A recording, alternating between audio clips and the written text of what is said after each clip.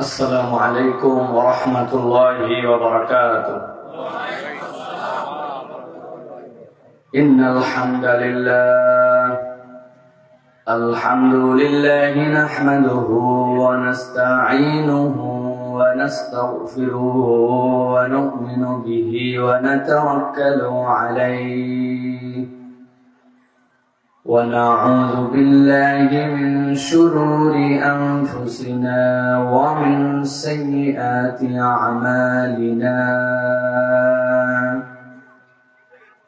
من يهد الله فلا مضل له ومن يضلل فلا هادي له وأشهد أن لا إله إلا الله وحده لا شريك له وأشهد أن سيدنا وحبيبنا وطبيب قلوبنا محمد الذي أرسله بالحق بشيرا ونذيرا وداعيا إلى الله بإذنه وسراجا منيرا.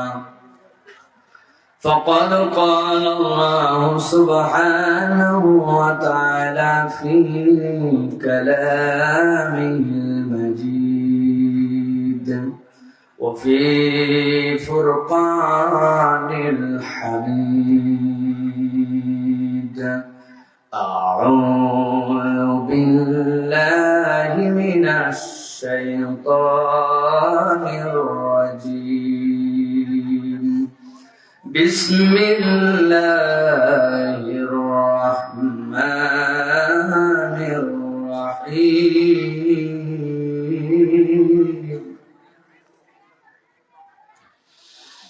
إن الذين سبقت لهم منا الحسنى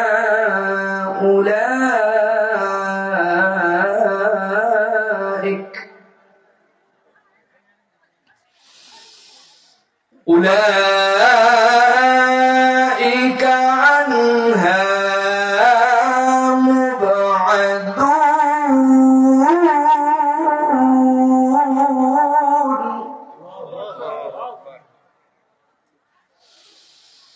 لا يسمعون حسيسها وهم فيما اشتهت أنفسهم خالدون.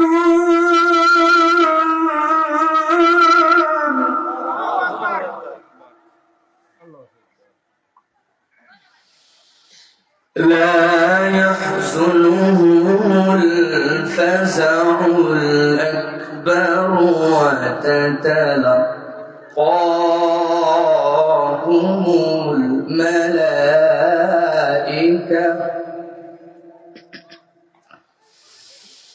وتتلقاهم الملائكة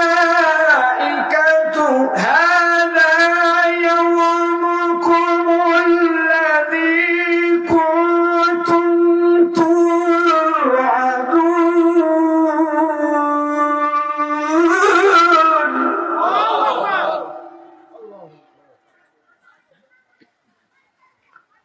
يوم نطوي السماء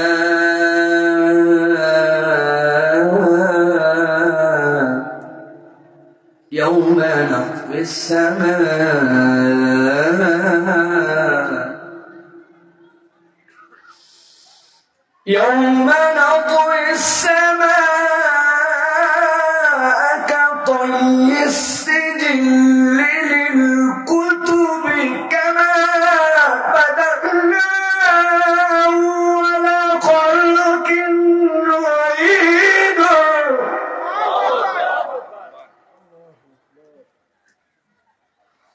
وعدا علينا إنا كنا فاعلين.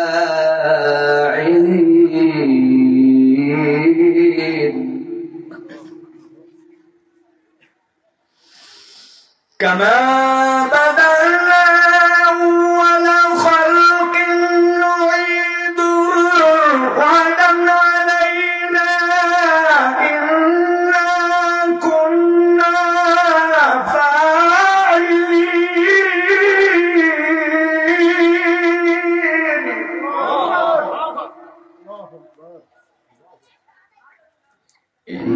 إنا كنا فاعلين.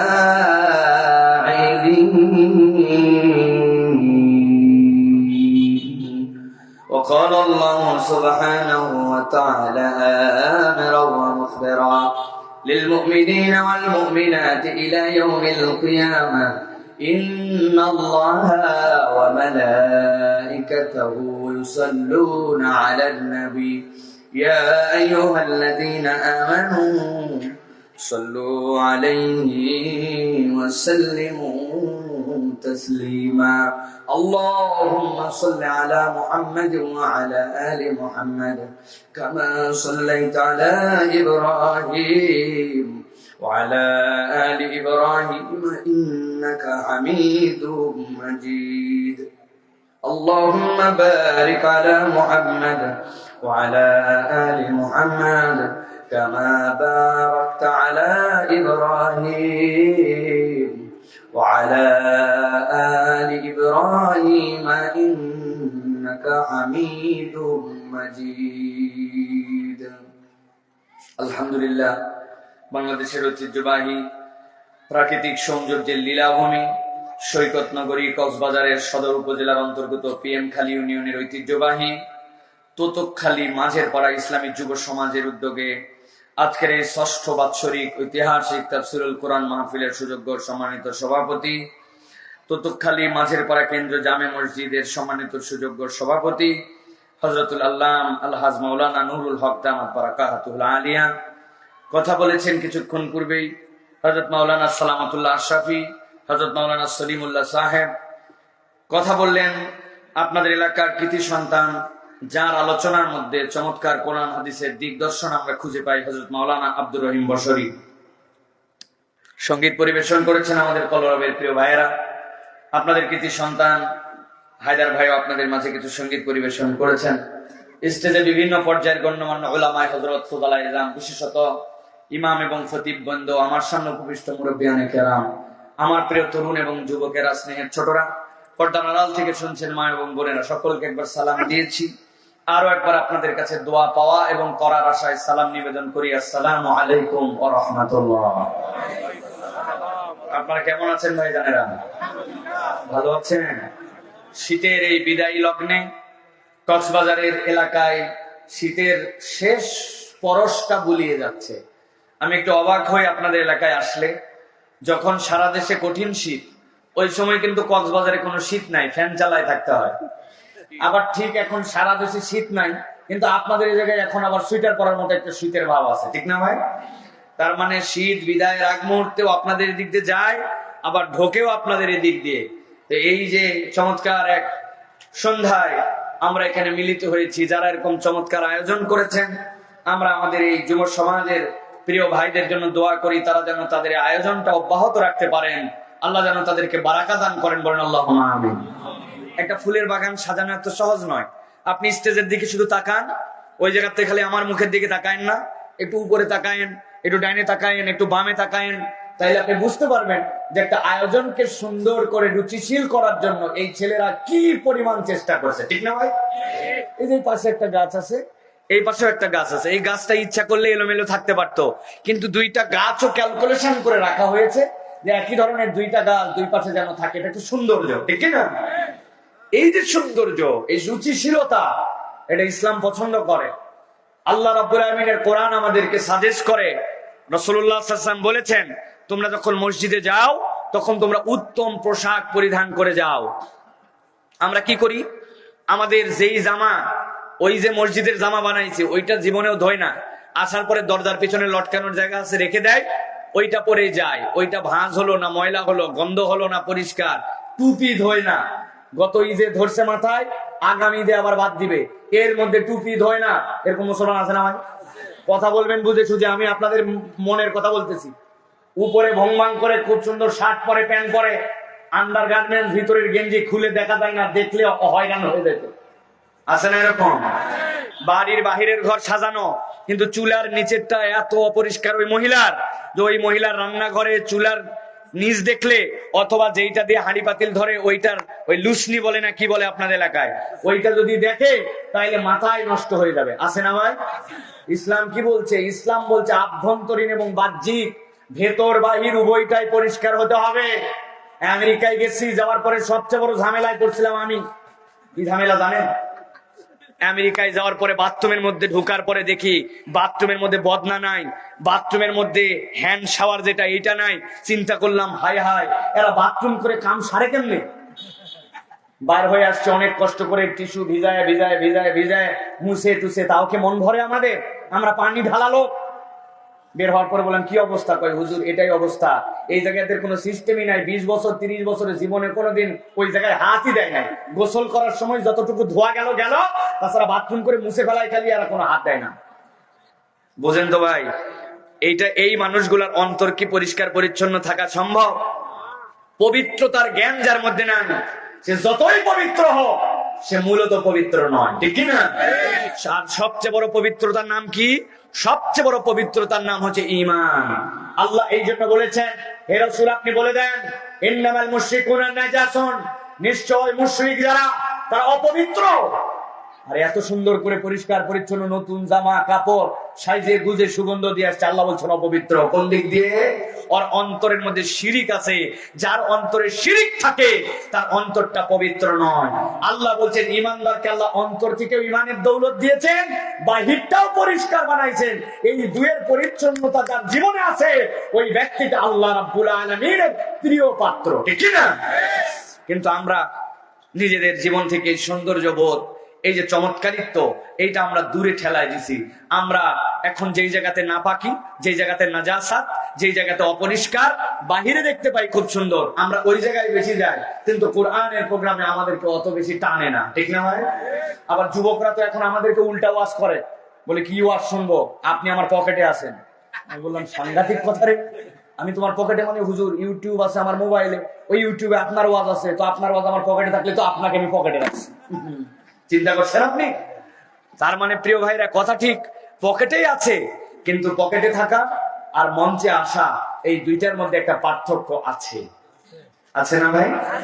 কি পার্থক্য? দুইটা পার্থক্যের কথা একটু ছোট্ট করে বলে দেই, যাতে আপনারা অনুভব করতে পারবেন। আমি সব জায়গায় এই কথা ইদানিং বলা শুরু করছি, আপনারা বোঝেন। কেউ একজন যে বলেছে, এই আপনাদের মেম্বার সাহেব আছে না, দেখলাম মেম্বার সাহেব কই, ওই আপনাদের মেম্বার সাহেব। একজন বলছে, এই এত বড় কক্সবাজার এলাকা, এমপি সাহেবের কাছে গেছিলাম, খালি এই মেম্বারের কথা আলোচনা করে, এই মেম্বারের কথা বলে। এই মেম্বার তখন কিরকম ফুলে যাবে, যে যা সর্বনাশ, এত লোক থাকতে এমপি সাহেব খালি আমার কথা আলোচনা করে, তাহলে মেম্বারের নিশ্চয়ই কোনো একটা কোয়ালিটি আছে, ঠিক না? এখন কোন একজন মন্ত্রী পরিষদের লোক এসে বলতেছে যে শোনো, কিসের এমপি, সারা দেশে এত এমপি, কিন্তু আমি যখন প্রধানমন্ত্রীর কাছে বসেছিলাম তখন খালি শুনি যে আমাদের এলাকার এমপি সাহেবের কথা উনি আলোচনা করেন, আর বলে এমপি থাকলে একটাই, কোয়ালিটি থাকলে একটাই। বাপরে বাপ, কি এমপি রে, প্রধানমন্ত্রী পর্যন্ত তার কথা আলোচনা করে। এমপি সাহেব কেসা ফোলা ফুলে যাবে। উনি চিন্তা করে, বাপরে বাপ, আমার মাটিতে আর পা থাকার কথা না, কারণ এমপি কে নিয়ে প্রধানমন্ত্রী আলোচনা করে। প্রিয় ভাইয়েরা, বোঝানোর জন্য বলছে এই কথা। প্রিয় ভাইয়েরা, এই দুনিয়ার বুকে সাধারণ এমপি বা মন্ত্রী বা প্রধানমন্ত্রী যদি আপনার ব্যাপারে আলোচনা করে, আপনাকে স্মরণে রাখে, আপনি আমি আনন্দিত হয়ে যাই।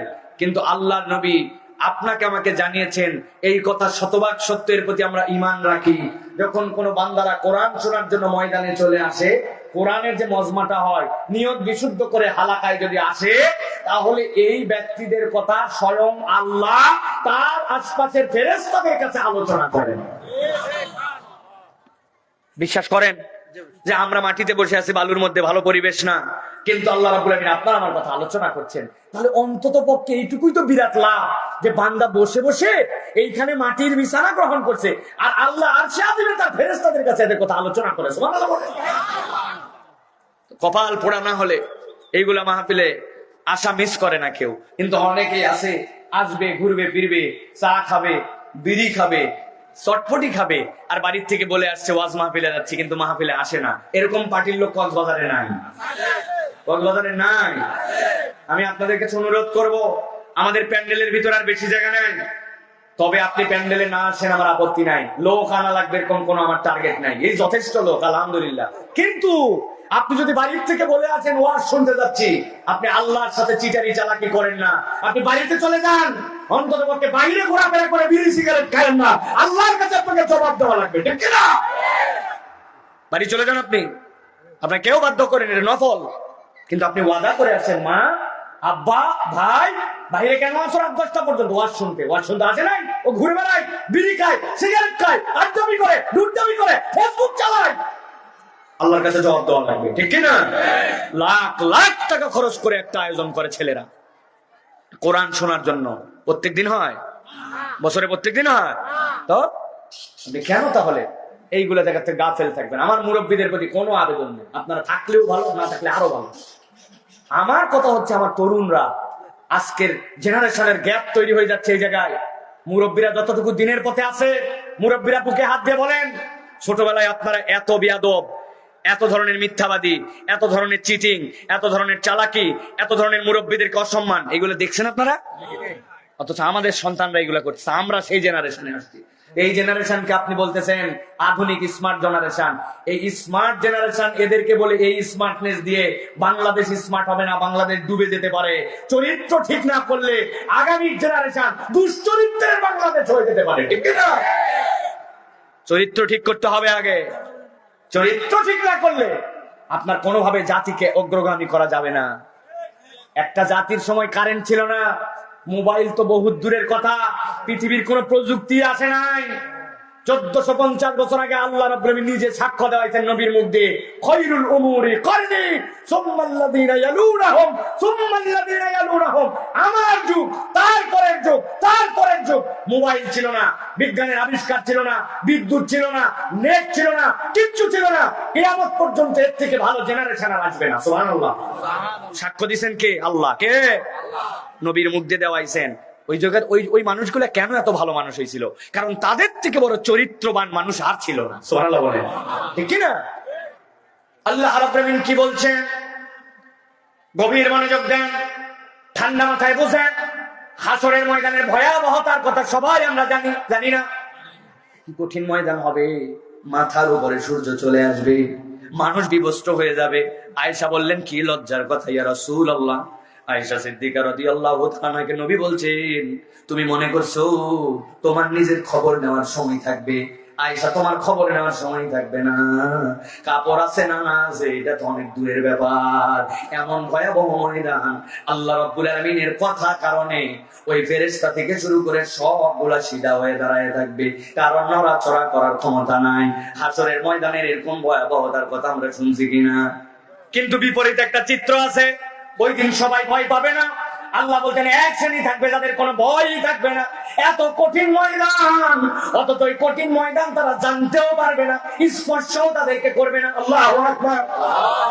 আল্লাহ কোরআনুল কারীমের মধ্যে বলছেন, ইন্নাল্লাযীনা সাবাকাত লাহুম মিনাল হুসনা উলাইকা আনহা মুবাদুন।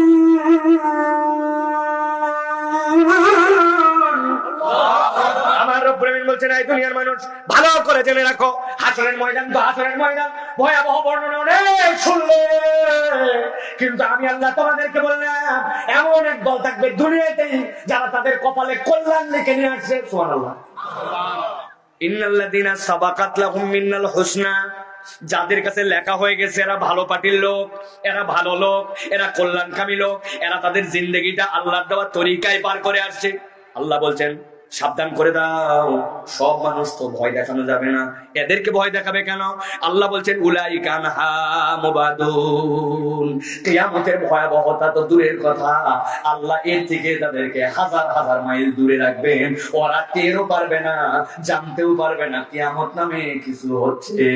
আল্লাহ বলছেন, আমার এই ভিআইপি বান্দাদেরকে এই ভয়াবহতার সাথে সাথে আনন্দের সংবাদটুকু জানায় দাও। রব্বুল আলামিন বলছেন, হয় নাই। এইটুকু বলেই তো তাদের মনের মধ্যে তৃপ্তি হবে না। আমি কিয়ামতের ভয়াবহতা থেকে এই দলের লোক যারা দুনিয়ার বুকে তাদের জীবনটা আল্লাহর দেওয়া তরিকায় পার করে আছে, সাবাকাত লাহুম মিনাল হুসনা। আল্লাহ বলছেন তাদের ব্যাপারে আমার আরো কথা আছে। কি কথা? আল্লাহ রাব্বুল বলছেন লা ইয়াসমাউনা হাসিসা ফীমা ইশতাত আনফুসুহুম খালিদিন। আমার রব্বুল আমিন বলতেন এই দুনিয়ার মানুষ ভালো করে বলো, আমি আল্লাহ রাব্বুল আমিন তাদের ব্যাপারে বললাম লা ইয়াসমাউনা হাসিসা। এখানে এতগুলা মানুষ, সবাইকে যদি বলা হয় কেউ কোনো কথা বলবেন না, সবাই যখন নীরব হয়ে যায়, রাত্রে যখন গভীর হয়, দিনের বেলাও ঘড়ি চলে, রাত্রে বেলাও ঘড়ি চলে, কিন্তু রাত যখন 3টা, সবাই যখন চুপ, ওই ঘড়িটা যখন সেকেন্ডের কাঁটায় টিক টিক টিক টিক করে বাড়ি মারে, তখন ওই শব্দটা ঘরের মধ্যে শোনা যায়। তার মানে বোঝা যায় দিনের বেলা ঘড়ি শব্দ করে না, রাত্রেবেলা শব্দ করে চলে। কথা বোঝেন? তাই না না না, দিনেও শব্দ হয়, রাত্রেও শব্দ হয়, কিন্তু দিনের বেলা অন্য শব্দটা এত বেশি, এই কারণে এই শব্দটা বোঝা যায় না। আর রাত্রেবেলা যখন সব নীরব, তখন ঘড়ির কাঁটার টিক টিক টিক টিক শব্দটাও জানা যায়। 2 রুম 3 রুম পরে কে জানে একটু নাক ডাকতেছে, বালিশটা তার সেট হয় নাই, বাঁকা হয়ে নাক ডাকার শব্দটাও 3 রুম পরের থেকে শোনা যায়। পাশের বাড়ির থেকেও যদি কেউ নাক ডাকে অনেক সময় শোনা যায়, ঠিক কিনা? আমার আল্লাহ বলছেন নবী আপনি তাদেরকে জানায় রাখেন, তাই আমার থেকেই কি কেবল তাদেরকে দূরে সরায় রাখা হবে না, না না, আমি আমার বান্দাদের প্রতি এমন খুশি, এমন রাজি, আমি আল্লাহ বললাম লা ইয়াসমাউনা হাসিসা। এত লোক একটা লোক আর বাদ নাই, সকলেই হাসরের ময়দানে উঠেছে, কিন্তু আল্লাহ বলছেন তারা একটা মৃদু শব্দ, এত লোক যে উপস্থিত হয়েছে এরকম শব্দ তারা শুনতে পাবে না। আল্লাহ তাদেরকে এমন নিরাপত্তার চাদরে আবৃত রাখবে। আল্লাহ রাব্বুল আমিন বলছেন ওয়াহুম ফীমা ইশতাহাত আনফুসুহুম খালিদুন। আল্লাহ বলছেন কেন এটা হবে? আল্লাহ বলছেন তাদের অন্তর যেখানে চায় ওই জায়গায় তো তাদেরকে ঢুকানো হবে। ওদের কি কিয়ামতের ভয়াবহতার কোনো দরকার আছে নাকি? সুবহানাল্লাহ। তাদের অন্তর যা চায় সেখানে ঢুকানো হবে চিরস্থায়ী ভাবে। এই কথার ব্যাখ্যা কি? মুফাসসিররা ব্যাখ্যা করছেন, নবী দুনিয়াতে বলছেন ও আমার উম্মত যেমন তেমন জান্নাত আল্লাহর কাছে যাবি না। যদি আল্লাহর কাছে চাইতে চাস তাহলে আল্লাহর কাছে জান্নাতুল ফেরদাউস চাবি। তো হাসরের দিনে যখন বান্দাদের জন্য আল্লাহ রাব্বুল আলামিন আলো দান করে দিবেন, ইয়াউমা তারাল মুমিনিনা ওয়াল মুমিনাত ইয়াসআ নূরুহুম বাইনা আইদিহিম ওয়া বিআইমানিহিম বুশরাকুমুল ইয়াউমা জান্নাত। রব্বুল আমিন যখন আলো তাদেরকে দিবেন, ওই আলো নিয়ে বান্দারা চলতে শুরু করেছে। যাওয়ার পরে এতদিন পর্যন্ত বান্দারা জান্নাতের কামনা করেছে, এখন ফেরেশতারা জান্নাতের সামনে, আমার জান্নাতে আসো ভাই, আমার জান্নাতে আসো। বান্দা যায় জান্নাতের সামনে দাঁড়ায় গেছে, তোমার জান্নাতে যাবো, কি কি আছে জান্নাতে বলো। আমার কথা নয়, নবীর কথা। আয়াত আমাদেরকে সাক্ষ্য দিচ্ছে মাশতাহাত আনফুসুহুম খালিদুন। যেখানে তাদের হৃদয় কামনা করে ঢুকতে চেয়েছিল সেখানেই ঢুকানো হবে। তোমার জান্নাতে কি আছে বলো? আমার জান্নাতে আছে না? তোমার জান্নাতে আমি যাবো না? পাশে দাও। যাইতে যাইতে জান্নাতে গেছে, যাওয়ার পরে যখন বলছে তোমার জান্নাতে কি কি নিয়ামত আছে বলো, সবগুলা শোনার পরে বলছে হ্যাঁ মিলে গেছে, কারণ আমি আল্লাহর কাছে তো ফেরদাউসের কামনা করেছিলাম। তোমার নিয়ামত শুনে মনে হয়েছে এটাই তো জান্নাতুল ফেরদাউস। এরপরে বান্দা জান্নাতের মধ্যে ঢুকবে। আল্লাহ বলছেন একটা মৃদু শব্দও শুনতে পাবে না। কিয়ামতের ভয় সবাইকে দেখায়ও না, এই দল কিয়ামতকে ভয় পাবে না। আল্লাহ রাব্বুল আমিন বলছেন লা ইয়াহজুনুহুমুল ফাযাউল আকবার ওয়া তাতালাক্কাহুমুল মালাইকাতু হাযা ইয়াওমুকুমুল্লাযী কুনতুম তুআদুন। আমার আল্লাহ বলছেন ওই মানুষগুলা ওই বড় দিবসে লা ইয়াহজুনুহুমুল ফাযাউল আকবার, এই কঠিন দিবস তাদেরকে হয়রান করবে না, তাদেরকে পেরেশান করবে না। ওয়া তাতালাক্কাহুমুল মালাইকা, আল্লাহ দায়িত্ব দিবেন। কঠিন দিন, ভয়াবহ দিবস। আমার বান্দা যদি ভয় পায়, যাও এই ফেরেশতারা যাও। কোন ফেরেশতা? যেই ফেরেশতাদের কাছে আল্লাহ বলেছিলেন ইন্নী জাইলুন ফিল আরদি খলিফা, আমি দুনিয়ার বুকে আমার প্রতিনিধি প্রেরণ করব। ওরা বলেছিল আল্লাহ আমাদের অপিনিয়ন চাইছেন, আমরা মতামত দিলাম।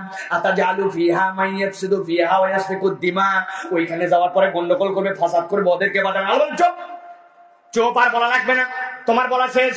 এই পর্যন্ত জীবনে একবার তারা মতামত দেওয়ার সুযোগ পেয়েছিল, ফেরেশতারা আগেও মতামত দেয় না, পরেও আর দিতে পারবে না। আল্লাহ বলবেন যাও, আজকে যাও। ওই দেখো, যেই বান্দাদের ব্যাপারে কথা বলেছিলে, ওই বান্দা যে জান্নাতে যেতে চায় একাই যাবে না, তাতালাক্কাহুমুল মালাইকা, তাদেরকে ফেরেশতাদের বডিগার্ড দিয়ে দাও। সুবহানাল্লাহ। ফেরেশতারা ধরে ধরে নিয়ে যাবে আর বলবে হাযা ইয়াউমুকুমুল্লাযী কুনতুম তুআদুন। আল্লাহ না দুনিয়ায় তোমাদের কাছে ওয়াদা করেছিলেন আজকের দিবসে তোমাদেরকে নিয়ামত দেওয়া হবে। এই ওয়াদার দিবস আজকে। ওয়াদাল্লাহুল মুমিনিনা ওয়াল মুমিনাতি জান্নাতুন তাজরি মিন তাহতিহাল আনহার। আল্লাহ বলছেন ওই জান্নাতে ঢোকানোর জন্যই তো আমি আল্লাহ ওয়াদা করেছিলাম। আজকে তোমরা ওয়াদাটা ঠিক মতো পেলে কিনা? দুনিয়ায় অনেকে ভাবতে পারে কি কঠিন বিষয়, এত কোটি কোটি ট্রিলিয়ন ট্রিলিয়ন চিন্তার বাইরে হাজার হাজার কোটি মানুষ একটা হিসিব শব্দ শুনবে না, একটা কোন রকম অনুভূতি নাই, একদম তাদেরকে নিরাপদ আল্লাহ ঢুকাবে।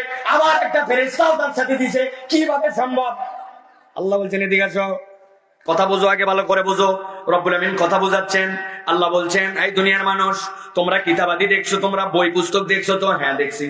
ইয়াউমা নাতুইস সামাআ কাতাওয়িস সিজিল্লি লিল কুতুব। আল্লাহ বলছেন এই যে বই, এইটা একটা বই, এই বইটা যখন খুলে রাখো, খুলে রাখার পরে এই পাতার থেকে এই পাতা তুমি মেলো আর বন্ধ করো, কিন্তু বই পড়া যখন শেষ তুমি আবার এইটাকে যেরকম জড়ো করে ফেলো, ফেলার পরে তুমি এইটাকে যেরকম রেখে দিতে পারো। আল্লাহ বলছেন বেককলের দল, তোর আল্লাহর ক্ষমতা সম্পর্কে তোর কোনো ধারণাই নাই, তোমার রব কিরকম ক্ষমতাশীল। আল্লাহ বলছেন ইয়াউমা নাতুইস সামাআ কাতাইস সিজিল্লি লিল কুতুব। সাত তবক আসমানকে আল্লাহ পাতার মতো ভাঁজ করে এক জায়গায় করে দিতে পারেন যে রব, ওই রব কিয়ামতের ভয়াবহতা থেকে তার একনিষ্ঠ অনুগত গোলামদেরকে হেফাজত করা কোনো বিষয় নয়। সুবহানাল্লাহ। আল্লাহ রাব্বুল আলামিন বলছেন কামা বাদানা ওয়ালা খালকিন নুঈদু, যেরকম ভাবে প্রথম দিন আমি রাব্বুল আলামিন এটাকে শুরু করেছিলাম, কিছুই ছিল না, সেখান থেকে রাব্বুল আলামিন কিছু বানালেন। এখানে জিজ্ঞাসা আসতে পারে আমরা কিছু ছিলাম না? কিছু তো ছিলাম নাকি? কি ছিলাম? বলবে হুজুর আমরা ছিলাম, ছিলাম না মানে? আল্লাহ না বলছেন আমাদেরকে রূহের জগতে আমরা ছিলাম। আপনি রূহের আগে কি ছিলেন? আমি আর কিছুই ছিলাম না। অতএব কিছু ছিলাম না থেকে কিছু বানাইছেন যে আল্লাহ, ওই আল্লাহ বলছেন যে আসমানকে আল্লাহ মেলে দিলেন, ওই আসমানকে যেরকম জড়ো করবেন, আল্লাহ বলছেন ওয়াদান আলাইনা ইন্না কুন্না ফাইলিন। এইটা আল্লাহ রাব্বুল আমিনের কাছে করা কোনো ব্যাপার নয়। আল্লাহ এর দ্বারা বোঝাতে চান কিয়ামতের ভয়াবহতা আছে, তবে সকলের জন্য নয়। আল্লাহর কাছে যারা সাবাকাত লাহুম মিনাল হুসনা, এই পারফরম্যান্স করে যেতে পারবে, কিয়ামত তাদেরকে ভয় দেখাবে না, বরং কিয়ামতের ময়দান তাদের কাছে আনন্দের জায়গা হবে। কেননা এরপরেই তারা জান্নাত, আর জান্নাতে যাওয়ার পরে রবের দিদার পেয়ে যাবে। সুবহানাল্লাহ। তাহলে আমরা কি কিয়ামতে ভয় আল্লাহ দলে থাকতে চাই, নাকি আমরা নিরাপত্তা নিয়ে জান্নাতে যেতে চাই? সিদ্ধান্ত নিতে হবে আগে। ভালো করে বুঝে বলেন, নিয়ত সহি করেন আগে। সব কাজের আগে নিয়ত লাগে। মাহফিল শোনার আগে আমার নিয়ত লাগবে না? কি জন্য আসছি? ঢাকা থেকে আব্দুল্লাহ সাইফুল্লাহ ভাইকে অনেক কষ্ট করে ম্যানেজ করে নিয়ে আসে, দেখি না, খালি নেটেই শুনি, আজকে ডাইরেক্ট শুনি। যাওয়ার পরে বলছেন বাপরে বাপ, ফাটাই বলছে। বহু আর শুনছে, বসে এরকম ফাটাতে কেউ পারে নাই। বউ জিজ্ঞাসা করছে কি ফাটালো? বলছে তা বলতে পারবো না, কিন্তু ফাটাইছে। আমি ফাটাফাটি করতে চাই না ভাই, আমরা নিয়তটা আগে বিশুদ্ধ করতে চাই। কিয়ামতের দিনে আমরা এই দলে থাকতে চাই কিনা, যেই দলের কোনো টেনশন থাকবে না। থাকতে চাই? কথা বলেন, থাকতে চাই? হাত তোলেন, থাকতে চাই? কোনো বোকাও চাই না যে থাকবে না, থাকতে সবাই চায়, ঠিক কিনা? আল্লাহ আমাদেরকে কবুল করে মন, আল্লাহুম্মা আমিন। মুখের দাবিতে কোনো কাজ হবে না ভাই। এই দলে যদি থাকতে চাই, তাহলে এই দলওয়ালাদের কিছু দায় দায়িত্ব এবং গুণাগুণ আছে, আছে কিনা? আপনাদের বিদেশে কারো আত্মীয় আছে? হাত তোলেন না দেখি, কাদের আত্মীয়? বা মাশাআল্লাহ, বা হাত নামা। আমি আপনাদেরকে মোবাইলটা দিয়ে দিতে চাই। 1800 মিনিট আছে, 1700 মিনিট কম বেশি 4G সিম আছে, এমনিও 200-300 টাকা আছে।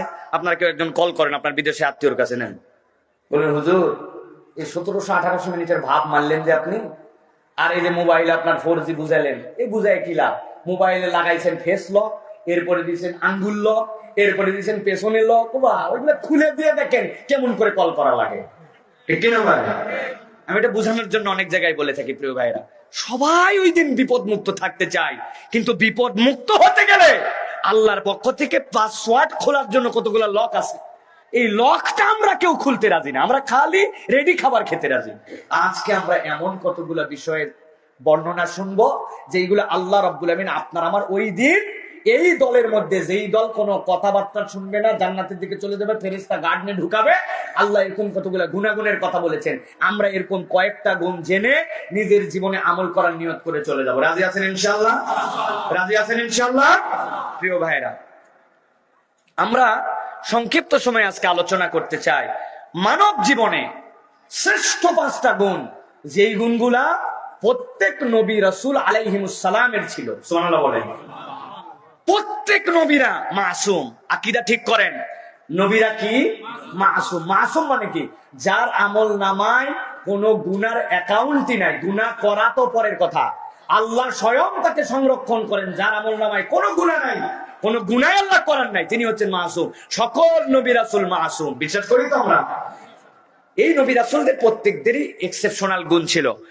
4টা সুন্নাহ প্রত্যেক নবী রাসূলের মধ্যে ছিল। পৃথিবীতে আদম আলাইহিস সালাম থেকে মুহাম্মদ সাল্লাল্লাহু আলাইহি ওয়াসাল্লাম প্রত্যেক নবী রাসূল মেসওয়াক করতেন, প্রত্যেক নবী রাসূল সুগন্ধি ব্যবহার করতেন, প্রত্যেক নবী রাসূল বিবাহ করেছিলেন, প্রত্যেক নবী রাসূল যারা দুনিয়ার বুকে এসেছিলেন এই সুন্নতে খাতনা আল্লাহ তাদেরকে করিয়েছিলেন। তাহলে 4টা সুন্নাহ প্রত্যেক পয়গম্বরের সাথে ছিল। 1 নম্বর বলেন মেসওয়াক করা, বললে হবে না, বলেন মুখ দিয়ে বলেন। 1 নম্বর 2 নম্বর সুগন্ধি ব্যবহার করা। কি বলেন? 2 নম্বর সুগন্ধি ব্যবহার করা। 3 নম্বর বিবাহ করেছেন, প্রত্যেক নবী রাসূল বিবাহিত ছিলেন। 4 নম্বর প্রত্যেক নবী রাসূল খাতনা করাইছিলেন, সুন্নতে খাতনা ছিল। এখন যদি আমরা ইমানদারদেরকে বলি ভাই পকেটে আপনার আতর আছে, আতর পাওয়া যাবে না, অনেকের ম্যাচ পাওয়া যাবে, যাবে না? আর ম্যাচ কি কাজে লাগে এটা নয় নাই বললাম, বাদ দিলাম। আপনার পকেটে মেসওয়াক আছে, মেসওয়াক পাওয়া যাবে না, কিন্তু সুপারি খায় দাঁতগুলা তরমুজের বিচির থেকে বিচি বানাইছে, এরকম লোক পাওয়া যাবে, আছে না ভাই? উনার জর্দার গন্ধের ঠেলায় মসজিদের ফেরেশতারা পর্যন্ত মসজিদে বাড়ায় যায়। উনি আবার ফতুয়া নিতে আসে যে হুজুর জর্দা খাওয়া জায়েজ না না জায়েজ। এই ভণ্ডামি করার মানে কি ভাই বলেন? ভাই দুর্গন্ধ যেখানে আল্লাহ পছন্দ করেন আপনি ফতুয়া খুঁজতেছেন। অতএব মেসওয়াক, সুগন্ধি, আতর আছে পকেটে, যে একটা বের হওয়ার সময় একটা ফিল নিব, পকেট থেকে একটা আতর আমি বের করব, করে একটুখানি পকেটে হাতে লাগালাম, লাগাই একটু সুগন্ধি নিলাম, আরেকটা ভাইকে দিলাম, আছে পকেটে? নাই। আমাদের মেসওয়াক নাই, সুগন্ধি নাই, আমাদের জন্য পরিষ্কার পরিচ্ছন্নতা নাই, অথচ এগুলো নবীওয়ালা গুণাগুণ। প্রিয় ভাইরা, এই 4টা গেল প্রত্যেক নবীর সুন্নাত। আর প্রত্যেক পয়গম্বরের মধ্যে 5টা গুণ ছিল। অনেক পয়গম্বরের মধ্যে অনেক ধরনের গুণ, কিন্তু জেনারেল সাধারণ কমন হিসাবে প্রত্যেক নবী রাসূলের মধ্যে 5টা গুণ ছিল। এই 5টা গুণের কথা আমরা আলোচনা শুনে আমরা চলে যাব ইনশাআল্লাহ। রাজি আছেন তো আপনারা? কারা কারা থাকবেন ইনশাআল্লাহ? এত লোক না থাকলেও হবে, তারপরে সবাই হাত তুলছেন। হাত তোলেন একটু দেখি, হাতটা একটু সোজা করে তোলেন, 2 হাত তোলেন বাবা, একটু লুঙ্গির থেকে হাত নামায় তোলেন। তুলছেন সবাই? একটু শক্ত করেন হাতটা। আচ্ছা, কক্সবাজারের সোজা হাত মানে কি? এরকম এরকম এরকম কিরকম ভাই? এরকম সোজা মানে এরকম। যদি এরকম হয় এরকম করে তুলেন একটু দেখি। ভাই আপনি পারবেন না একটু সোজা করতে? হয় এই বরাবর একটু ঠিক করে দেন না, হাতগুলো একটু ঠিক করে দেন না, হাতগুলো সোজা হয় কিনা। সোজা হাত তুললে বুকটা ফুটে যাবে, পিছন দিকে টানা দেন, টানা দেন, পিছনে টানা দেন, পিছনে ডানে বামে নড়াচড়া দেন। আপনাদের একটা কঠিন পরীক্ষা নিব। ওই যে ভাই কি আপনার কি সমস্যা? মাথায় টুপি, হ্যাঁ? ইয়াং ম্যান, আমি কি মুরব্বীর হাত তুলতে বলছি নাকি? 2 হাত চাদরতে বাইর করেন, করছেন? কঠিন পরীক্ষা নিব একটা, পারবেন? দেখি পারবেন? সেনাবাহিনীর পরীক্ষা। হাত সোজা করেন। এই চাচা কি হলো? কি সমস্যা? হ্যাঁ নেন বাবা নেন, হাত তোলেন। চাচা ভুল করে বলছো, কিন্তু আমার বয়স ছিল, আন্দাজি চাচা বলছি। আমাদেরকে অনেকে চাচা বলে, মাইন্ড করেন না। আর আমাদের দাড়ি টুপি দেখে আমাদেরকে খেপায়, আছে না এরকম? হ্যাঁ প্রিয় ভাইরা, হাত সোজা করছেন। এবার হাত উপরে থাকবে, কিন্তু আস্তে করে পা বদল করা লাগবে। পারবেন? ডান পায়ে বসেছিলেন, বাম পায়ে পা পার করতে হবে, হাত নামানো যাবে না। হাত উপরে তুলে দেখি, পা চেঞ্জ করেন দেখি পারেন কিনা। এই যে পা বদল করেন। এই যে ভাই হাত নামা ফেলছে, হ্যাঁ হাত নামানো যাবে না, চেঞ্জ করছেন। হাতটা আবার শক্ত করে তুলে নেবার, শক্ত করে হাত তুলে নেবার। দেখেন ডানে বামে তাকায় দেখেন কার হাত সোজা হয়নি। দেখেন তো একটু চেহারা গুলা দেখে নেন, কারা হাত সোজা করতে পারছে দেখেন, ডানে বামে তাকান, বাচ্চা কাচ্চাগুলো ঠিক করে দেন। তুলছেন? এবার একটুখানি হাতটা উঁচু করে এবার আমরা একটা তাকবীর দিতে চাই, পারবেন ইনশাআল্লাহ? আকাশ বাতাস মুখরিত করে একটা তাকবীর দিতে চাই, পারবেন ইনশাআল্লাহ? জীবনে এরকম শব্দ করে তাকবীর দেয় নাই, পারবেন ইনশাআল্লাহ? যারা পারবেন তার আল্লাহুম্মা আমিন বলে হাত এই বরাবর নামান, এই বরাবর, বুক বরাবর। আপনি দিবেন না ভাই? হ্যাঁ, রেডি সবাই? বুঝেন, কিন্তু কক্সবাজারের লোককে আপনারা যতই খুশি করেন, হুজুরদেরকে খুব পছন্দ করে, কিন্তু পাম্পট্টি দিয়েও কাম হয় না। আমি বলছি যত জোরে পারবেন দিবেন, ওনাকে লিল্লাহে তাকবীর, আল্লাহু আকবার, আল্লাহু আকবার। ব্যাটারি শেষ আছে না এরকম? আপনাদের ব্যাটারি আছে না নাই? ফুল চার্জ না হাফ চার্জ? দেখি এবার একটু হিম্মত করে, পারবেন ইনশাআল্লাহ? দেখি একটা তাকবীর দেন, লিল্লাহে তাকবীর, লিল্লাহে তাকবীর। আল কোরআনের আলো, আল হাদিসের আলো, তোমার নেতা আমার নেতা, তোমার নেতা আমার নেতা, লিল্লাহে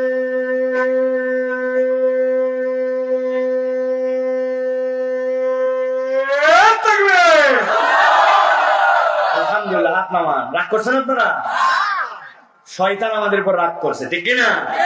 আল্লাহু আকবার শয়তান তো পছন্দ করে না, এই জন্য সকলের মুখ দিয়ে আল্লাহু আকবার জোরেও বের হয় না, ঠিক কিনা? হাজার বলার পরে মন মরে গেছে, চিন্তা করছে আমার একটা অবস্থান আছে সমাজে, আমি আল্লাহু আকবার জোরে বলবো নাকি? এগুলো সব পোলাপানের তাকবীর, তাই নাকি? আল্লাহু আকবার কোন পোলাপানের তাকবীর নয়, ইমানদারের স্লোগান। ইমানদারের হৃদয়ে যতদিন পর্যন্ত ঈমান থাকবে আল্লাহু আকবারের ধ্বনি চলতেই থাকবে, ঠিক কিনা? আল্লাহ আমাদেরকে কবুল করবেন, আল্লাহুম্মা আমিন। তাহলে গুণ শুনবো কয়টা? কয়টা? আলহামদুলিল্লাহ। সংক্ষিপ্ত সময়, 11টা হয়ে গেছে রাত, আমি দীর্ঘ করব না। আর আপনাদের ওষখোষ নড়াচড়া দেখলে আমি বুঝতে পারবো বিরক্ত হচ্ছে নাকি না। জায়গায় থামাই দিয়ে দোয়া করে চলে যাবো ইনশাআল্লাহ, টেনশন করেন না প্রিয় ভাইরা। তাহলে 5টা গুণ সকল পয়গম্বরদের মধ্যে ছিল প্রিয় ভাইরা। এর 1 নম্বর, পৃথিবীর সকল পয়গম্বর অতিথি সেবক ছিলেন, মেহমানকে তারা নেওয়াজি করতেন, মেহমানকে তারা সম্মান করতেন। সুবহানাল্লাহ বলেন। আল্লাহ রাব্বুল আলামিন নবীদের উদাহরণ দিয়েছেন আপনার আমার কাছে। আল্লাহ রাব্বুল বুঝাতে চান, আমি আমার নবীদের মাধ্যমে তোমাদের কাছে আদর্শ স্থাপন করেছি, কারণ নবীরা তোমাদের জন্য রোল মডেল। আল্লাহ রাব্বুল আলামিন আপনার আমার হাবিবের একটা ঘটনা কোরআনে এনেছেন, ভালো করে খেয়াল করেন।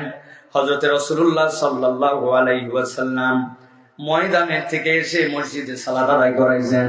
সালাত আদায় করার পরে আল্লাহ নবী সাল্লাল্লাহু আলাইহি ওয়াসাল্লাম এশার নামাজ হয়ে গেল। দেখেন 2 জন লোক আসছে আল্লাহর নবীর কাছে, চিনে না, আসারুস সাফার, তাদের চেহারার মধ্যে সফরের চিহ্ন আছে। নবীজি বললেন, কোথা থেকে এসেছো, কার কাছে এসেছো? ইয়া রাসূলুল্লাহ, আপনার কাছে দ্বীন শেখার জন্য এসেছি। নবীজির মেহমান হয়ে গেছে। আল্লাহ নবী বাড়িতে খবর নিতে পাঠালেন, দেখো তো খানা পিনার কিছু আছে কিনা। সকল স্ত্রীদের কাছ থেকে খবর আসলো, ইয়া রাসূলুল্লাহ 2 জন মানুষকে তো দূরের কথা, আমাদের জন্য পানি ছাড়া কোনো খাবার নাই। নবীজি সাহাবীদের মধ্যে বললেন, কেউ আছো নাকি আমার 2 জন সাহাবীকে, এই 2 জন মেহমানকে মেহমানদারি করাবে, আছো নাকি? এক সাহাবী লাফ দিয়ে উঠে বলছেন, ইয়া রাসূলুল্লাহ আমি আছি। নবীজি সাল্লাল্লাহু আলাইহি ওয়াসাল্লাম বললেন, যাও এই 2 সাহাবীর জন্য মেহমানদারির প্রস্তুতি নাও। সাহাবী 2 জন মসজিদে নববীতে বসা, আর নবীজির সাহাবী দৌড়াই তার স্ত্রীর কাছে গেছে। নবীজি বলছিলেন, কে মেহমানদারি করাবে? আমি কিচ্ছু জানি না, হাত তুলে ফেলছি, ও আমার স্ত্রী। বাড়িতে কোনো খাবার টাবার আছে কিনা? স্ত্রী বলতেছে, ওয়াদা তো করে আসছেন খাবার আছে, তবে আমাদের 2টা মাসুম বাচ্চা আছে, ওই বাচ্চা 2টার জন্য একটুখানি খাবার আছে, এছাড়া কারো কোনো খাবার নাই। স্ত্রী বলতেছেন, আপনি যেহেতু নবীর মেহমানদারি করবেন বলে আসছেন, বাচ্চাদেরকে আজকে খাওয়াবো না। বুদ্ধি হচ্ছে, ভালো করে বলি, মেহমানরা আসবে, আসার আগে আমি চুলাতে রান্না রাখাবো। বাচ্চাদের কাছে মিথ্যাও বলা যাবে না। বাচ্চাদেরকে আপনি বলবেন রান্না হচ্ছে, রান্না হচ্ছে বাবা। এরকম করে 2 জনের গায়ে যখন আপনি দাবা দিবেন, দাবা দিতে দিতে ওরা রান্না হচ্ছে হচ্ছে শুনতে শুনতে ঘুমায় যাবে। আপনি আমি আজকে খাবো না, এই 2 খাবার দিয়ে নবীর মেহমানকে আমরা মেহমানদারি করাবো। সুবহানাল্লাহ। নবীর মেহমান বাড়িতে চলে আসলো, ওই মহিলা যখন পাত্রের মধ্যে সবগুলা বেড়েছে, বাড়ার পরে মাথা ধরে বসে গেছে, ও আমার স্বামী, বাচ্চারা ঘুমায় গেছে, আপনিও আমিও খাবো না, কিন্তু যতটুকু খাবার, এই খাবার দিয়ে তো মেহমানদারের পেট ভরবে না, সাথে যদি আপনি আবার বসেন, মেহমান তো আপনাকে ছেড়ে খাবে না, তাহলে আপনিও যদি খান আরো মেহমানের কম পড়ে যাবে। বুদ্ধি আমার মাথায় একটা আছে, নবীর সাহাবীর স্ত্রী বুদ্ধি করতেছে, আমি যখন খাবার দিয়ে যাব, আপনি উঠে আসবেন পানি নেওয়া বা কোনো কৌশলে, এই সময় যে বাতিটা আছে মেহমানদের সামনে, পায়ের সাথে একটু ধাক্কা লাগাবেন, বাতিটা উপর হয়ে পড়ে যাবে, ঠিক করার নাম করে আরো একটু ডাবা দিয়ে বাতি বন্ধ করে দিবেন, এরপরে বাতি বের করে দিবেন, আমি বাতি ধরায় দেরি করবো দিতে, এই ফাঁকে মেহমানদেরকে বলবেন আপনারা খেতে শুরু করেন, মেহমানরা খাবার দেখে খেতে শুরু করবে, আর পাশে বসে কিন্তু আপনি খাবেন না, আবার আপনি যে খাচ্ছেন না এটাও বুঝতে দিবেন না, ওদের পাশে বসে বসে আপনি কেবল মুখ নড়াতে শুরু করবেন। এই ভাব দেখে ওরা মনে করবে বাবা আমাদের মেজবানও খাচ্ছে, আবার আমাদের জন্য খানার আয়োজন করছে। এই কৌশলে নবীর দুইজন মেহমানকে তারা খাওয়াই দিলেন, খাওয়াই দিয়ে দুইজনকে ঘুমাই দিয়েছেন। ফজরের আজান হয়ে গেছে, আল্লাহ নবীর সাহাবী ওই দুইজন মেহমানকে নিয়ে যেই না মসজিদে নববীর দিকে রওনা হয়েছেন। মসজিদে নববীতে আসা দেখি নবী করিম সাল্লাল্লাহু আলাইহি ওয়াসাল্লাম ওই সাহাবীর দিকে তাকায় হাসতে শুরু করে দিয়েছেন। সাহাবী চিন্তা করছে আল্লাহ নবী আমাকে দেখে হাসেন কেন, ব্যাপারটা কি, কি ভুল বোধহয় করলাম, মেহমানদের মেহমানদারি এরকম করে করাইছে, ঠিক মতো হয়েছে কি হয় না, বুকটা দুরু দুরু করে কাঁপে। আল্লাহ নবী এমন সময় তার সামনে সাহাবী যখন আসলো, সাহাবীকে বলতেছো আমার সাহাবী, তুমি আমি যে হাসতেছি এটা দেখে তুমি কি মনে করতেছো? জানি না ইয়া রাসূলুল্লাহ। আল্লাহ নবী বললেন আমার সাহাবী, আমি এমনি এমনি হাসতেছি না, তুমি গত রাত্রে যা কাণ্ড কীর্তি ঘটাইছো, আমার আল্লাহ তোমার এই কাণ্ড কারখানা দেখে এমন খুশি হয়েছেন, আল্লাহ তার ফেরেশতাদের কাছে আল্লাহর মতো করে হেসেছেন। আল্লাহর হাসির খবর পেয়ে আমি নবীও তোমাকে দেখে হাসলাম। আল্লাহ রাব্বুল আলামিন আয়াতে কারিমা অবতীর্ণ করলেন কোরআনুল কারীমের 59 নম্বর সূরা, সূরা হাশরের 9 নম্বর আয়াতের মধ্যে আল্লাহ রাব্বুল আলামিন বর্ণনা করছেন, ও দুনিয়ার মানুষ কিয়ামত পর্যন্ত জেনে রাখো, ওয়ালা ইয়াজিদুনা ফি সুদুরিহিম হাজাতাম মিম্মা উতু ওয়া ইউসিরুনা আলা আনফুসিহিম। আল্লাহ রাব্বুল আলামিন বলছেন এই দুনিয়ার মানুষ ভালো করে মতো, যেই মানুষগুলা তাদেরকে মেহমানদারি করলো, মনে করো না তাদের পেটের খিদা ছিল না, তাদের প্রয়োজন ছিল না, তারা প্রত্যেকেই প্রয়োজনওয়ালা ছিল, বাচ্চা না খেয়ে শুইছে, স্ত্রী রান্না করে খায় না, স্বামী সারাদিন কাজ করার পরেও খায় না, কিন্তু আল্লাহ রাব্বুল আলামিন বলছেন ওয়ালাউ কানা বিহিম খাসাসা, প্রত্যেকের প্রয়োজন হাজার থাকুক না কেন, ওয়ামাইয়ুকা শুহা নাফসি ফাউলাইকা হুমুল মুফলিহুন, সে নিজেকে প্রায়োরিটি না দিয়া যেই ব্যক্তি অপর ভাইকে প্রায়োরিটি দিয়েছে, আল্লাহ বলছেন ওই রাতে তাদের এই কষ্টের বিনিময়ে আমি আমার বান্দাদেরকে সফল কাম বান্দাদের তালিকার মধ্যে নাম তুলে নিয়েছি। আল্লাহ রাব্বুল আলামিন এই জন্য নবীকে দিয়ে বলছেন, হে নবী আপনি জানায় রাখেন আপনার উম্মতের বৈশিষ্ট্য কি হবে, কিয়ামতের বিপদে সবাই পড়বে, কিন্তু ওই দিন যাওয়ার পরে কার বিপদ থাকবে না? নবী বলছেন মান কানা ইউমিনু বিল্লাহ ওয়াল ইয়াউমিল আখির ফালিয়ুকরিম দাইফা, তুমি যদি আল্লাহকে বিশ্বাস করো আর পরকালের প্রতি তোমার ভরসা থাকে, আমি নবী তোমাকে বললাম তোমার মেহমান যদি হয় তাহলে মেহমানকে তুমি সম্মান করো। আল্লাহু আকবার। আল্লাহ রাব্বুল আলামিন বলছেন এই জন্য তোমাদের দায়িত্ব হলো তোমার যে মেহমান হবে মেহমানকে মেহমানদারি করা, ভালো করে মাথার মধ্যে গেঁথে নেন, মেহমানকে আপনি খাওয়ান না, মেহমান তার রিজিক নিয়ে আপনার বাড়িতে আসে। বউয়ের বাড়ির মেহমান স্ত্রীর ভালো লাগে, স্বামীর বাড়ির মেহমান পছন্দ হয় না, এরকম কতকগুলি আমাদের সমাজে কপাল পোড়া মহিলা আছে কিনা? শহরের উপরে বাড়ি হয়ে বড় ঝামেলায় পড়ে গেছে, ডাক্তার দেখালেও আমার বাড়ি, অমুক বাজার করতে আসছে আমার বাড়ি, কি ঝামেলা আর কত করব বলে গেলেন। আপনি আপনার স্বামীর যদি হায়াত বরকত চান, আপনি যদি আগে আগে বিধবা না হতে চান, তাহলে নবী বলছে তোমার জন্য দায়িত্ব দেওয়া হলো তুমি আত্মীয়তার সম্পর্ক রক্ষা করো আর মেহমানদারি করো, আল্লাহ তোমার হায়াতের মধ্যে বরকত দান করে দিবে। আবার উল্টাটাও আছে, খালি মহিলাদের বিরুদ্ধে বললে আপনাদের খুব মজা লাগে, এরকম লোক আছে স্ত্রীর বাড়ির লোক তার পছন্দ হয় না, আছে না? বইয়ের বাড়ি এত আত্মীয় আমার বাড়ি আসবে কেন, আমি জামাই মানুষ, খালি আমি খাবো আমি খাওয়াবো কেন, এরকম টেন্ডেন্সি ওয়ালা আছে না? খবরদার, এই মেহমান নেওয়াজি করলে আপনার কি হবে? আল্লাহ বলছেন আরে একটা ঘটনা পয়গম্বরকে দিয়ে জানায়, গভীর তত্ত্ব ঢুকানো আছে, জানার কথা কিন্তু আবার শোনেন। হযরত ইব্রাহিম আলাইহিস সালাম, নাম শুনছেন তো নাকি? ইব্রাহিম আলাইহিস সালামের ব্যাপারে আল্লাহ বলছেন কুরআনুল কারীমের 51 নম্বর সূরা, সূরা জারিয়া এর 24 নম্বর আয়াত, আমার দিকে তাকান। আল্লাহ বলছেন নবী আপনি খবর একটা জানেন কিনা? নবী বলছেন কি খবর? আল্লাহ জানাচ্ছেন হাল আতাকা হাদিসু দাইফি ইব্রাহিমুল মুকরামিন। ইব্রাহিমের একবার দুইজন সম্মানিত মেহমান ইব্রাহিমের কাছে গিয়েছিল, এই বিষয়কে আপনি জানেন? আল্লাহ বলছেন আপনাকে জানাতে চাই, শোনেন কি আশ্চর্যজনক ঘটনা, আপনারা পর্যন্ত ব্যাকুল হয়ে যাবেন। এইভাবে ভেবে দেখেন নাই? দেখেন তো এইভাবে ভাবছেন কিনা? আল্লাহ বলছেন ইযদাকালু আলাইহি ফাকালু সালামা। ইব্রাহিম আলাইহিস সালামের কাছে যখন আসলো, ইব্রাহিম আলাইহিস সালাম দেখলেন মেহমানরা বসে আছে বাড়িতে, উনি বললেন সালামা, তোমাদের প্রতি সালাম। তবে তবে কি তবে? আল্লাহ বলছেন ক্বালা সালামুন কওমুন মুনকারুন। ওই দুইজন যখন সালাম দিল, ইব্রাহিম বললেন সালামের উত্তরে সালাম, তবে তাদের জন্য সালাম যাদেরকে আমি চিনি না। কেন এই কথা বললেন? এটার ব্যাখ্যা হচ্ছে ইব্রাহিম আলাইহিস সালামের কাছে মেহমান আসতো, কিন্তু কেউ যদি দূর থেকে সফর করে আসে তাহলে সফরের চিহ্ন তার থাকতো, কিন্তু এদের গা গতর জামা কাপড় এত সুন্দর, সফরের কোনো চিহ্ন নাই। আবার যদি আশপাশের লোক হয় তাকে তো ইব্রাহিম আলাইহিস সালাম ঘর ঘর চিনে, এরা পাশেরও লোক না, আবার সফরের চিহ্ন নাই, আবার কেবলই আসছে। ইব্রাহিম আলাইহিস সালাম বললেন সালাম, তবে তাদের প্রতি যাদেরকে চিনি না। আল্লাহ বলছেন এরপরে আমার পয়গম্বর আশ্চর্য ঘটনা ঘটায় ফেললো। কিভাবে সম্ভব হয়েছে আমি এখনো বের করতে পারি নাই। দেখেন তো আপনারা কোনোভাবে সম্ভব হয়েছে কেমনে বলতে পারেন কিনা? মেহমান দুইজন বাড়িতে বসা, আল্লাহ বলছেন ফাযাগা ইলা আহলিহি। হঠাৎ করে ইব্রাহিম আলাইহিস সালাম এরকম একটা ভাব দেখালেন যে উনি পরিবারের কাছে একটু যাচ্ছেন, বসেন আপনারা আসছি, আমরা বলি না? মেহমানদেরকে বসায় বলছেন ফাযাগা ইলা আহলি, পরিবারের কাছে উনি চলে গেলেন।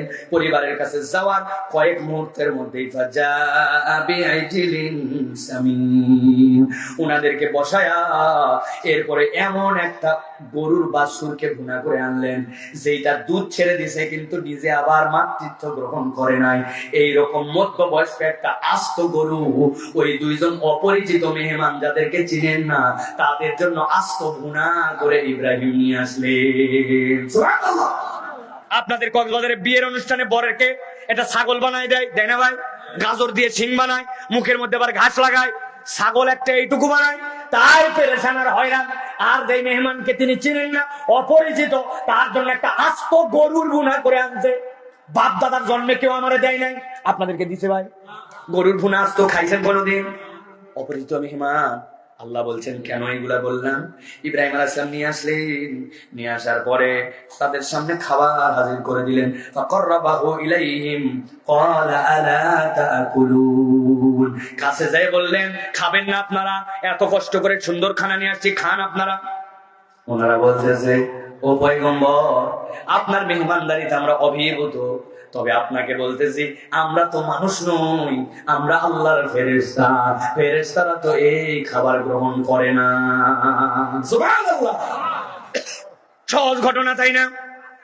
কিন্তু এরপরে এই কথা আছে, আল্লাহ রাব্বুল আমিন বলছেন ওই ফেরেশতারা এরপরে তাকে বলতে শুরু করলো এমনি এমনি আমরা আছি না, কেন আসছো তোমরা?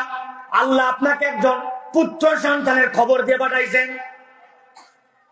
ইব্রাহিম আলাইহিস সালাম বললেন কি আশ্চর্য কথা, বয়স হয়েছে আমার, আমার বউয়ের কবে মিন্স বন্ধ হয়েছে, ওর পিরিয়ডই হয় না, পিন্স বন্ধ হওয়ার পরে বাচ্চা হয় কেমনে? আমি এক বুড়া, কোমর সোজা হয় না, আর এক আমার স্ত্রী, সে এক বাধ্য, সে একজন বন্ধা, চার কেমন করে বাচ্চা হবে? আল্লাহর ফেরেশতারা বললে এইগুলা তো আল্লাহ বলতে বলেন নাই। আল্লাহ কেবল বলছেন কাযালিক, কেমনে হবে এটা আল্লাহ জানেন, আল্লাহ এই খবর দেওয়ার জন্য আপনার কাছে আমাদেরকে পাঠাইছেন। সুবহানাল্লাহ। বলেন তো মেহমানদারির পরে আল্লাহ এই কথা কেন আনলেন? মুফাসসিররা ব্যাখ্যা করছেন, বান্দা যখন আল্লাহর দেওয়া রিজিক থেকে কাউকে মেহমানদারি করে, আল্লাহ তাকে এমন বরকত দেন যেটা সে চাক্ষুষ তার জ্ঞান দ্বারা মিলাতে পারবে না, এর বাহিরে অসীম এমন কিছু যেটা তার এস্টিমেটের বাইরে আল্লাহ এরকম নিয়ামত ওই বান্দাকে দেন যে হৃদয় থেকে তার মেহমানকে মেহমানদারি করে। এটা ইব্রাহিম আলাইহিস সালামের নমুনা। এই জন্য বলবো প্রিয় ভাইরা, বাঙালির ঐতিহ্য হচ্ছে মেহমানদারি করা, কিন্তু আস্তে আস্তে এটা আমাদের মধ্যে থেকে হারায় যাচ্ছে, ঠিক কিনা? মেহমান নওয়াজে আপনার বাড়িতে কিছু একটা হয়েছে, পাশে পাঠান, সামনে পাঠান, পিছনে পাঠান। এই মেহমানদারি যার জীবনে আছে তার জীবনে বরকত আছে। তাহলে আজকের থেকে আমাদের পরিবারে সাধ্যের মধ্যে মেহমানদারি করানোর অভ্যাস কি করা যাবে? করা যাবে? এটা আমাদের জন্য 1 নম্বর গুণ। ভালো করে এটা মাথার মধ্যে রাখেন। এবার চলেন 2 নম্বর। আল্লাহ রাব্বুল আমিন বলছেন, পৃথিবীতে যত পয়গম্বর আল্লাহ প্রেরণ করেছেন প্রত্যেক পয়গম্বরকে আল্লাহ রাব্বুল আমিন ক্ষমা করার তবিয়ত দিয়ে প্রেরণ করেছিলেন। মানব জীবনের অন্যতম শ্রেষ্ঠ গুণ, নিজে ক্ষমা পেতে চাইলে অপরকে ক্ষমা করতে শিখতে হবে। কিন্তু আমরা আল্লাহর কাছে ক্ষমা চাই, কিন্তু আমরা নিজেরা ক্ষমা করি না, ঠিক কিনা ভাই? ছোট্ট একটি বিষয় মন ধরাধরি হয়েছে, মাপ নাই, কিন্তু আল্লাহকে বলছে, আল্লাহ তুমি আমার ছোট গুনাহ, বড় গুনাহ, জানা গুনাহ, অজানা গুনাহ সব মাফ করে দাও, ঠিক কিনা? একটা ছোট্ট ঘটনা বলবো, দেখেন তো আপনি পারতেন কিনা। কি কঠিন বাস্তবতা। নবীদের একজন সাহাবী ছিলেন হযরত মিস্তাহ রাদিয়াল্লাহু তাআলা আনহু। নাম বলেন মিস্তাহ, ময়রসি দুনতাস তয়কার হ, মিস্তাহ। হযরত মিস্তাহ রাদিয়াল্লাহু তাআলা, হযরত আবু বকর রাদিয়াল্লাহু তাআলা দূর সম্পর্কের আত্মীয়, নিঃস্ব, কিচ্ছু নাই, বাজার হাট পর্যন্ত করতে পারেন না। সবগুলি হযরত আবু বকর সিদ্দিক চলান, তার সংসার চলান, বাজার করে দেন, সব করে দেন। আবু বকর একবার বললেন, তোমার আর মক্কায় থাকার দরকার নাই, চলে যাও তুমি মদিনায় হিজরত করে। হযরত মিস্তাহ মদিনায় চলে গেলেন। যাওয়ার পরে সংক্ষেপ করে বলছি, হযরত আয়েশা সিদ্দিকা রাদিয়াল্লাহু তাআলা আনহা যুদ্ধে বেরোলেন, ফিরবেন। ফেরার সময় নবী করিম সাল্লাল্লাহু আলাইহি ওয়াসাল্লামের সাথে যখন ফিরছিলেন, উনি ওনার গলার হার হারাই ফেললেন। ওই হার খুঁজতে যে উটের উপর থেকে নেমে গিয়েছেন, সাহাবীরা বুঝতে পারেন নাই, উট আগে নিয়ে চলে আসলো। কিছু দূর পর যখন আয়েশা রাদিয়াল্লাহু তাআলা আনহাকে দেখেছে, তখন সেখানে আবার তাকে উঠাই নিয়ে আসলো, কাফেলার থেকে আলাদা হয়ে গেল। মুনাফিকরা রটায় দিল নবীর স্ত্রী পুত পবিত্রা হযরত আয়েশা সিদ্দিকা রাদিয়াল্লাহু তাআলা আনহা কলঙ্কিতা, নাউজুবিল্লাহ। মুনাফিকরা এটা বলতে শুরু করলো, ইয়াং সাহাবীদের সাথে ইয়াং স্ত্রী, উনি তাছাড়া পরে আসবে কেন, চরিত্রের ঠিক নাই, নাউজুবিল্লাহ। নবী সাল্লাল্লাহু আলাইহি ওয়াসাল্লাম পর্যন্ত হযরত আয়েশা রাদিয়াল্লাহু তাআলা থেকে দূরে চলে গেলেন। মিলাই দেখেন, হিসাব মিলান। হযরত মিস্তাহ, যার বাজার হাট খাওয়া পানি যা কিছু আছে সবগুলো আবু বকর করে দেন। ওই মিস্তাহ ওই মুনাফিকদের সাথে কথার সাথে তাল দিয়ে বললেন, হলেও হতে পারে, নাউজুবিল্লাহ। আবু বকর এমন রাত পড়া করলেন, এমন মনে দুঃখ পাইলেন, কসম করলেন, বেটা দুনিয়ার সবাই উল্টা বলতে পারে, তোমার খাওয়া, তোমার পড়া, তোমার বাজার, তোমার হাট, তোমার সংসার সব আমার টাকায় চলে। তুই তো বেটা যদি আল্লাহ মাফ করেও অপরাধ হয়েও থাকে, তুই আমার পক্ষে থাকবি, তুই উল্টা দিকে কথা বললি কেন? আর কোনোদিন তোকে কিচ্ছু দিব না, কোনো ক্ষমা নাই তোর আর। কে বলছে এই কথা? আবু বকর রাদিয়াল্লাহু তাআলা। কে বলছে বলেন তো? এই বলাটাকে অযৌক্তিক? অযৌক্তিক না। তার মেয়ের ব্যাপারে এরকম কথা বলছে, নবীর স্ত্রীর ব্যাপারে আবার সাহাবী। আল্লাহ আয়াতে কারিমা অবতীর্ণ করলেন, ওয়ালা ইয়াতালি উলুল ফাদলি মিনকুম ওয়াসসাআতি আন ইউতু উলিল কুরবা ওয়াল মাসাকিন ওয়াল মুহাজিরিন ফি সাবিলিল্লাহ। আল্লাহ বলছেন, আবু বকর তোমার মেয়ের কেস আলাদা বিষয়, কিন্তু আল্লাহ তোমাকে অল্প একটুখানি সামর্থ্য দিয়েছেন, ওই সামর্থ্য দিয়ে তুমি তাকে সহযোগিতা করো, তার বাজার হাট করাই দাও। আর আজকে তুমি শপথ করছো আর কখনো তুমি তার বাজার হাট করে দিবে না, সাহায্য করবে না। আমি আল্লাহ বললাম, আয়েশার ফয়সালা পরে আমি আগে বলতেছি, কোন মুহাজিরের ব্যাপারে, কোন আল্লাহর দিকে হিজরতকারীর ব্যাপারে কোন দুনিয়ার মানুষের এরকম কথা বলা উচিত হবে না যে তার জন্য আমি কিছু দিব না। আল্লাহু আকবার। চিন্তা করেন, আবু বকরের দাবি যৌক্তিক, কথা যৌক্তিক, কিন্তু আল্লাহ শাসন করে বলে দিলেন আপনার মেয়ের ব্যাপারে একটু কথা বলছে জন্য আপনি তারে ক্ষমা করবেন না, এটাও হতে পারে না। আল্লাহ বলছেন ওয়ালিয়াফু ওয়ালিয়াসফাউ। ও আবু বকর, আপনার জন্য বলা হলো আপনি মানুষের দোষ ত্রুটিকে উপেক্ষা করেন আর মানুষকে ক্ষমা করে দেন। আল্লাহ বলছেন আলা তুহিব্বুনা আন ইয়াগফিরাল্লাহু লাকুম ওয়াল্লাহু গফুরুর রহিম। তোমরা কি চাও না যে আল্লাহ তোমাদেরকে মাফ করে দেন? আল্লাহ আগেই বলেছেন ওয়ালিয়াফু ওয়ালিয়াসফাহু, তুমি মানুষকে ক্ষমা করো আর মানুষের দোষ ত্রুটি উপেক্ষা করো। এইটা যে করে আল্লাহ তাকে মাফ করে দেন। সুবহানাল্লাহ। অথচ আমরা মানুষের দোষ খুঁজে বের করি, ঠিক না ভাই? তিনজন মিলে আলোচনা করছে, একজন পাশ থেকে বলে আমি যা জানি ওটা জানলে তুই অবাক হয়ে যাবি, তুই তো কিছুই জানিস না, দাঁড়া আমারটা বলতেছি, বলে দোষ চাপা দেওয়ার বদলে আরো দোষ চাঙ্গা করে তুলি। কি ভাই কথা বলেন? এই রোগ আমাদের আছে কিনা? এই রোগ যদি না থাকে চায়ের দোকান চলবে কেমনে? চায়ের দোকানের আলোচ্য বিষয় তো এইটা, ঠিক কিনা? আমি মজা করে মাঝে মাঝে বলি, একজন আমার কাছে আসছে, এসে বলছে হুজুর এটা ফতুয়া দেওয়া লাগবে। আমি বললাম কোনো ফতুয়া দেই না। বলছে না হুজুর যাই বলেন একটা মাসলা দেন। কি মাসলা? বলে আমি এক ইমাম সাহেবের পিছে 12 বছর নামাজ পড়ি, আমি 12 বছরে ওনার 3টা দোষ খুঁজে বের করছি, এখন বলেন ওই ইমামের পিছে নামাজ হবে কি হবে না? আমি বললাম আপনি দিকে আসেন বাবা, আপনার কপালে আগে চুমা দেন। আর যারা ছিল আশপাশে সবাইকে বললাম এই লোকের সাথে চুমা দাও, কপালে দাও, হাতে দাও, যেখানে মন চাই চুমা দাও। ওই লোক বলছে হুজুর আপনি এরকম করতেছেন কেন? আমি বললাম এরকম করবো না মানে আমার লাইফ এরকম কোনো লোকই খুঁজে পাই নাই, আমার এই 37 বছরের জীবনে আপনি প্রথম। বলছি কি প্রথম? বললাম 12 বছর ইমামের 3টা দোষ পাইছেন আর আপনি কত ভালো আপনার কোনো দোষই নেই, আপনি আপনাকে চুমাই। বলছে হে হুজুর কি বলেন, আমার তো জীবন ভর্তি দোষ। ও বাবা, আপনার জীবন ভর্তি দোষ আর আপনি 3 দোষ খুঁজে ইমামের বিপক্ষে ফতুয়া নিতে আসছেন, এরকম লোক আছে কিনা? আছে কিনা?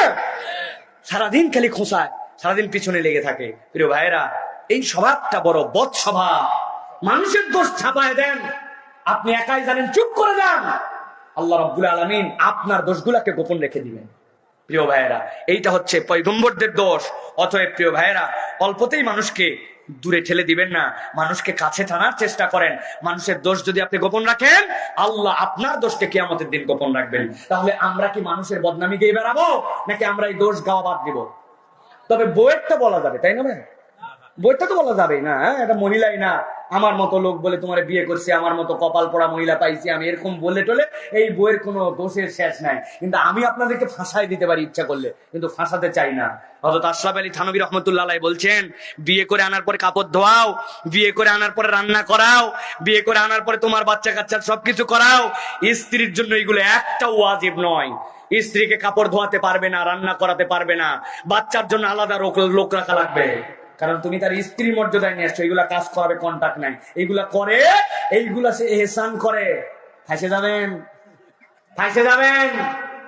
সুতরাং সে আপনার জন্য ঘর গুছায়, আপনার জন্য রান্না করে, আপনার সংসারকে আগলায় রাখে, আপনার বাচ্চাকে মানুষ করার জন্য চেষ্টা করে, তার খালি দোষ খুঁজে পান। একদিন পাইছে বহুদিন পরে অল্প একটুখানি তরকারি, একটুখানি ঝাল লবণ কম হয়েছে, একটা গোষ্ঠী চুলে গালি দেয়, তোর বংশই খারাপ, তাছাড়া ঝাল বেশি হবে কেন, লবণ কম হবে কেন, ঠিক না ভাই? আসলে আমরাই খারাপ, তাছাড়া এরকম করে বংশ তুলে কেউ গালি দিতে পারে? মুসলমান কখনো তার স্ত্রীকে ময়াকার গয় দীর্ঘই বলতে পারে? কক্সবাজারের লোক বলে না, না উচ্চারণ করে দিব, উচ্চারণ করবো, ময়কার দীর্ঘের বানান বলে দিব। আহা কি আমাদের অবস্থা প্রিয় ভাইরা। খবরদার, খবরদার, আজকের থেকে মুখে লাগাম চড়ান। আপনি ওয়াদা করবেন যে আপনি কোনোদিন গালি দিবেন না, আপনি গালি মানুষকে দেন না। এটা অনেক বড় একটা স্বভাব। তাবেঈদের মধ্যে সালাফদের মধ্যে কতগুলো অভ্যাস ছিল। একজন বিখ্যাত বুজুর্গ ছিলেন, উনি খালি গীবত করে ফেলতেন, উনার গীবত বন্ধ হয় না, লোকের সাথে বসলেই কেন জানি মুখ দিয়ে খালি মানুষের বিপক্ষে পিছনের কথা বের হয়ে যায়। উনি এরপরে শপথ করছে যেমনে হোক একবার গীবত করলে আমি 2 রাকাত করে নামাজ পড়বো, একটা রোজা রাখবো। এই বেচারা এমনি আল্লাহর আবেদ বান্দা, একদিন পর একদিন এমনি রোজা রাখে। ওই জন্য উনি দেখছে গীবত করে আর রোজা রাখে, গীবত করে রোজা রাখে, এটা ওনার কাছে এমন কষ্টের বিষয় না। উনি দেখলো না নিজেকে তো তারপরে ঠিক করতে পারলাম না, এরপরে নিয়ত করছে একবার গীবত করলে 2 দিরহাম করে দান করব। বর্তমান হিসাবে 2 দিরহাম মানে 1000 টাকার উপরে। 7 দিনের মধ্যে হুজুর টাইট, আর গীবত করে না। দেখছে যে আলহামদুলিল্লাহ গীবত করলে টাকা দিতে হয়। সুতরাং হযরত আলী রাদিয়াল্লাহু তাআলা থেকে এটা আসছে তওবার সাথে সাথে সাদাকা করা। বান্দা ভুল করলো আর বলে দিল আস্তাগফিরুল্লাহ রাব্বি মিন কুল্লি যামবি ওয়া তুবু ইলাইহি, হলো না? আপনি তওবা যখন করবেন নিয়ত করবেন এই ভুলের জন্য কাফারা স্বরূপ কিছু সাদাকা করলাম, অন্যায় করেছি আর গালি দিব না বলছিলাম, কিন্তু মুখ দিয়ে গালি বের হয়েছে, যা প্রত্যেক গালি দিলে 100 টাকা করে দেওয়া লাগবে, 3 দিন দিয়ে দেখেন, এরপরে 8 টাকার ভয়ে গালি বন্ধ আছে না ভাই? তওবা করলে কিছু সাদাকা করতে হবে। ভুল করছি আর খালি আস্তাগফিরুল্লাহ পড়লাম না, সাদাকা করলাম, আল্লাহ আমি ভুল করছি বলছিলাম আর ভুল করবো না, কিন্তু আবার ভুল করছি, 100 টাকা দান করছি, 500 টাকা দিয়ে দিছি। এইভাবে নিজেকে শুধরাতে হয় ভাই। এই টাকা পয়সা সম্পদ কবরে যাবে না, কবরে দেহটা যাবে আর আমলনামাটা যাবে। ওইটার জন্য দুনিয়া সব খরচ করে ফেললেও কিন্তু যায় আসে না। কিন্তু আমাকে দুনিয়ায় থাকতে ইন্নাল্লাযীনা সাবাকাত লাহুম মিনাল হুসনা, কিয়ামতে যাদের ভয় নাই ওই দলে আমার নাম লেখাই যেতে হবে, ঠিক কি না? আল্লাহ আমাদেরকে তৌফিক দান করুক। তাহলে আমরা মানুষকে ক্ষমা করবো ইনশাআল্লাহ। আল্লাহ আমাদেরকে তৌফিক দান করুক। প্রিয় ভাইরা, এটা হলো 2 নম্বর। প্রিয় ভাইরা, আল্লাহ রাব্বুল আলামিন এরপরে বলছেন মানব জীবনের শ্রেষ্ঠ গুণ 3 নম্বর, সকল পয়গম্বরের মধ্যে ছিল, সকল পয়গম্বররা জীবনে সৎ ছিলেন, সততা ছিল তাদের মধ্যে। এখন আমাদের জীবনে সততা হচ্ছে সোনার হরিণ। কি হুজুর, কি বেহুজুর, আমাদের কারো মধ্যে এখন সততা নাই, ঠিক কিনা? হুজুর নাম লেখাই দিছে মাহফিলে যাব কক্সবাজার, ওই হুজুরকে অফার দিছে আরেকজন কক্সবাজার দিবে 20,000, আমি 21,500। হুজুর সাথে সাথে 1,500 টাকা দিয়া ইমান বিক্রি কইরা কথা বদল করে অন্যদিকে দৌড় লাগাইছে। এইরকম খবর আপনারা না জানলেও আমাদের কাছে আছে। অতএব খালি বক্তা হলে হলো না, ওয়াজ করতেছি মানে আমি একদম এমন একজন পিওর মানুষ এইটা নয়, আমার মধ্যে অসততা আছে। তবে আমি আল্লাহর কাছে একটা সততা, আপনাদের কাছে দোয়া চাই, এটা যেন ধরে রাখতে পারি, এটা দোয়া করবেন। আমার মাহফিলের লোক কম আর বেশি, আমার মাহফিল ছোট আর বড় দেখা নাই। আমি চেষ্টা করি আমার সামনে যেই মানুষেরা আমার আমানত, আমি আমার আমানতের হকটা জীবন চলে যাওয়া হয় তারপরে আদায় করার চেষ্টা করি, কেননা এই মানুষের হিসাব আল্লাহর কাছে দিতে হবে। সাইফুল্লাহ, তোমার সামনে কোরআন শোনার জন্য আসছিলে, তুমি ধানাই বানাই করে কতক্ষণ গজল, কতক্ষণ হাসি, কতক্ষণ তামাশা, কৌশলে খানিকক্ষণ দরুদ শরীফ, খানিকক্ষণ জিকির টিকির করায়া 1.5 ঘন্টা পার করছো, কিন্তু কথার কথা আধা ঘন্টাও হয় নাই। এই ফাঁকিটা যেন আল্লাহ আমার জীবনে না দেয়, দোয়া করবেন তো ইনশাআল্লাহ। ভালো করে খেয়াল করেন, আল্লাহ রাব্বুল আলামিন বলছেন, ও দুনিয়ার মানুষ, আমি আল্লাহ তোমাদের জন্য নির্দেশনা দিলাম, ইয়া আইয়ুহাল্লাযীনা আমানু, ইয়া আইয়ুহাল্লাযীনা আমানু তাকুল্লাহা ওয়া কুনু মা'আস সাদিকিন। আমার আল্লাহ বলছেন, এই দুনিয়ার মানুষ, তোমাদের যত মানুষ আছে সব মানুষের মধ্যে থেকে আমি ইমানদারদেরকে আলাদা করলাম। ফিল করেন, হৃদয় থেকে অনুভব করেন। আল্লাহ যখন বলে আপনাকে ইয়া আইয়ুহাল্লাযীনা আমানু, কাকে বলে বলেন তো? কাকে বলে? এর ইমানদার বাদ দেন, বলেন আমাকে বলে, আমরা ইমানদার না? ইমানদারদেরকে বললে তো অনেক দূরে দূরে মনে হয়, আমি তো দাবিতে ইমানদার। আমার আল্লাহ বলছে ইয়া আইয়ুহাল্লাযীনা আমানু, হৃদয় উজাড় করে ভাবেন। আল্লাহ বলতেছে আদর করে, তুই না ইমানদার দাবিদার, আমি আল্লাহ তোকেই বলতেছি ও আমার ইমানদার। আল্লাহ বলছেন সব মানুষ থেকে তোকে আলাদা করলাম, আদর করে ইমানদার করে ডাক দিলাম, আর তোর জন্য 2টা নির্দেশনা দিলাম, আল্লাহকে ভয় কর আর ভালো মানুষদের সাথে ঘোরাফেরা কর। একটু জবান ছেড়ে দিয়ে বলেন তো এই নির্দেশদাতাকে। কিন্তু একটু বুকের মধ্যে নিজের দিকে তাকা, আমার চলাফেরা উঠা বসা যাদের সাথে আমি মিশি, এইগুলা কি ভালো মানুষ মনে হয়? কার সাথে ঘুরতেছেন আপনি? আপনি না এশার নামাজের পরে শেষ শপথ করছেন, স্কুলে প্রথম শপথ, আর আপনি রাত্রেবেলা আল্লাহর কাছে শপথ করছেন। কি শপথ? আল্লাহ, আমার নামাজ এখন বাউন্ডারিতে বাঁধে দেওয়া হবে ফিতা দিয়া, আমি এখন তোমার জন্য বেতের নামাজে দাঁড়াইছি। দাঁড়ানোর পরে করছেন আল্লাহুম্মা ইন্না নাস্তাঈনুকা ওয়া নাস্তাগফিরুকা ওয়া নু'মিনু বিকা ওয়া নাতাওয়াক্কালু আলাইকা ওয়া নুসনি আলাইকাল খায়রা ওয়া নাশকুরুকা ওয়া লা নাকফুরুকা ওয়া নাখলাউ ওয়া নাতরুকু মান ইয়াফজুরুকা। ওয়াদা করিতেছি হে রব, তোমার পথে যে নাই তার সাথে আমার সম্পর্ক নাই, তোমাকে যে মানে না তার সাথে আমি চলাফেরা করব না। মান ইয়াফজুরুকা, যে ফুজুর করে সে আমার কখনো আপন নয়। শপথ করছি এসা এশার পরে তারা আপনার জন্য ওই বেতের নামাজে আর বের হওয়ার পরে সকাল থেকে যত বদমাইশ দুষ্ট বান্দর বিড়িখোর গাঁজা করিয়া বা ঘর টাকনুর নিচে কাপড় পরে উল্টা পাল্টা চুল কাটছে, দেখতে বোমবাস্টিং সাইজ, বাপ মায়ের কথা শোনে না, আমার চলা ফেরা মেশা আল্লাহ মানে না যে তার সাথে। কি কথা বলেন? কার পক্ষে স্লোগান দিলেন? অমুক ভাইয়ের চরিত্র ফুলের মতো পবিত্র, নামাজ পড়েনি বিগত 40 দিন, ফজরেরটা জামাতে এক ওয়াক্ত, স্লোগান দিছে তার পক্ষে। আবার এখন তো আবার স্লোগান টোগান দেওয়া লাগে না, কারণ কিছুই লাগে না, অটোমেটিক এখন পার্সেন্টেজ নির্ধারণ হয়। আমার বংশের কেউ গেল না, কিন্তু পার্সেন্টেজ কিভাবে হলো তাই বুঝলাম না। যাই হোক, ওই আলাপে যেতে চাই না, ভালো করে বোঝেন। তাহলে আপনার দায়িত্ব হবে সৎ মানুষের সাথে আপনার মেলামেশা করা লাগবে, ঠিক কিনা? এখানে একটা শুভঙ্করের ফাঁকি আছে, সভাপতি সাহেব বলে দিব।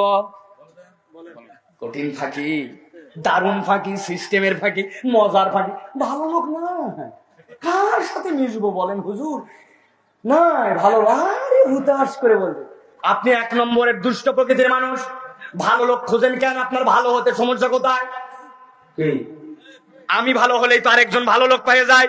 উনি ভালো খোঁজে কিন্তু নিজে ভালো হয় না, আছে কিনা? নামাজি কোথায়? উনি বেনামাজি। ভালো ব্যবসায়ী নাই, সব 2 নম্বর। তুই ভালো ব্যবসায়ী হোস না কেন? আছে কিনা? সব 2 নম্বর। আল্লাহ বলছেন এই জন্য তুমি ভালো হও, ভালো মানুষের সাথে মেলামেশা করো। আর এই গুণ যদি, ভালো মানুষের গুণ নিজের জীবনে ধরে রাখতে চান, আল্লাহ বলছেন তোমাকে 4টা কাজ করা লাগবে। এই 4 কাজ করে যে আল্লাহর কাছে ভালো মানুষ। সংজ্ঞা কি ভালোর কোনো শেষ নাই, ঠিক না? ভালো কোনো শেষ আছে? নাই। ন্যূনতম ভালোকে আল্লাহ বলছেন আল্লাযীনা ইউনফিকুনা ফিস-সাররাই ওয়াদ-দাররাই ওয়াল-কাযিমিনাল গায়যা ওয়াল-আফিনা আনিন-নাস। আমার আল্লাহ বলছেন 4টা কাজ করে যে ভালো মানুষ হিসেবে একে বানায় না, অন্তত বাকি আরো থাকলে আরো ভালো। যত ভালো হবে তত ভালো, কিন্তু এই 4 গুণ আছে কিনা দেখো। আল্লাযীনা ইউনফিকুনা ফিস-সাররাই ওয়াদ-দাররা, সচ্ছল মানুষ তখনও দান করে, অসচ্ছল নাই কিছু, অভাবে টানাটানি তখনও দান করে, দান করা বন্ধ করে না। আল্লাহু আকবার।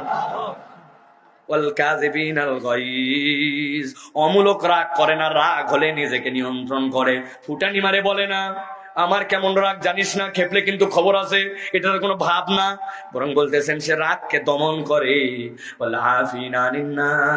আর মানুষকে ক্ষমা করে, নরম তবিয়তের হয়। আল্লাহ বলছেন যে সচ্ছল অবস্থায়, অসচ্ছল অবস্থায় রাগ দমন করে আর মানুষকে ক্ষমা করে।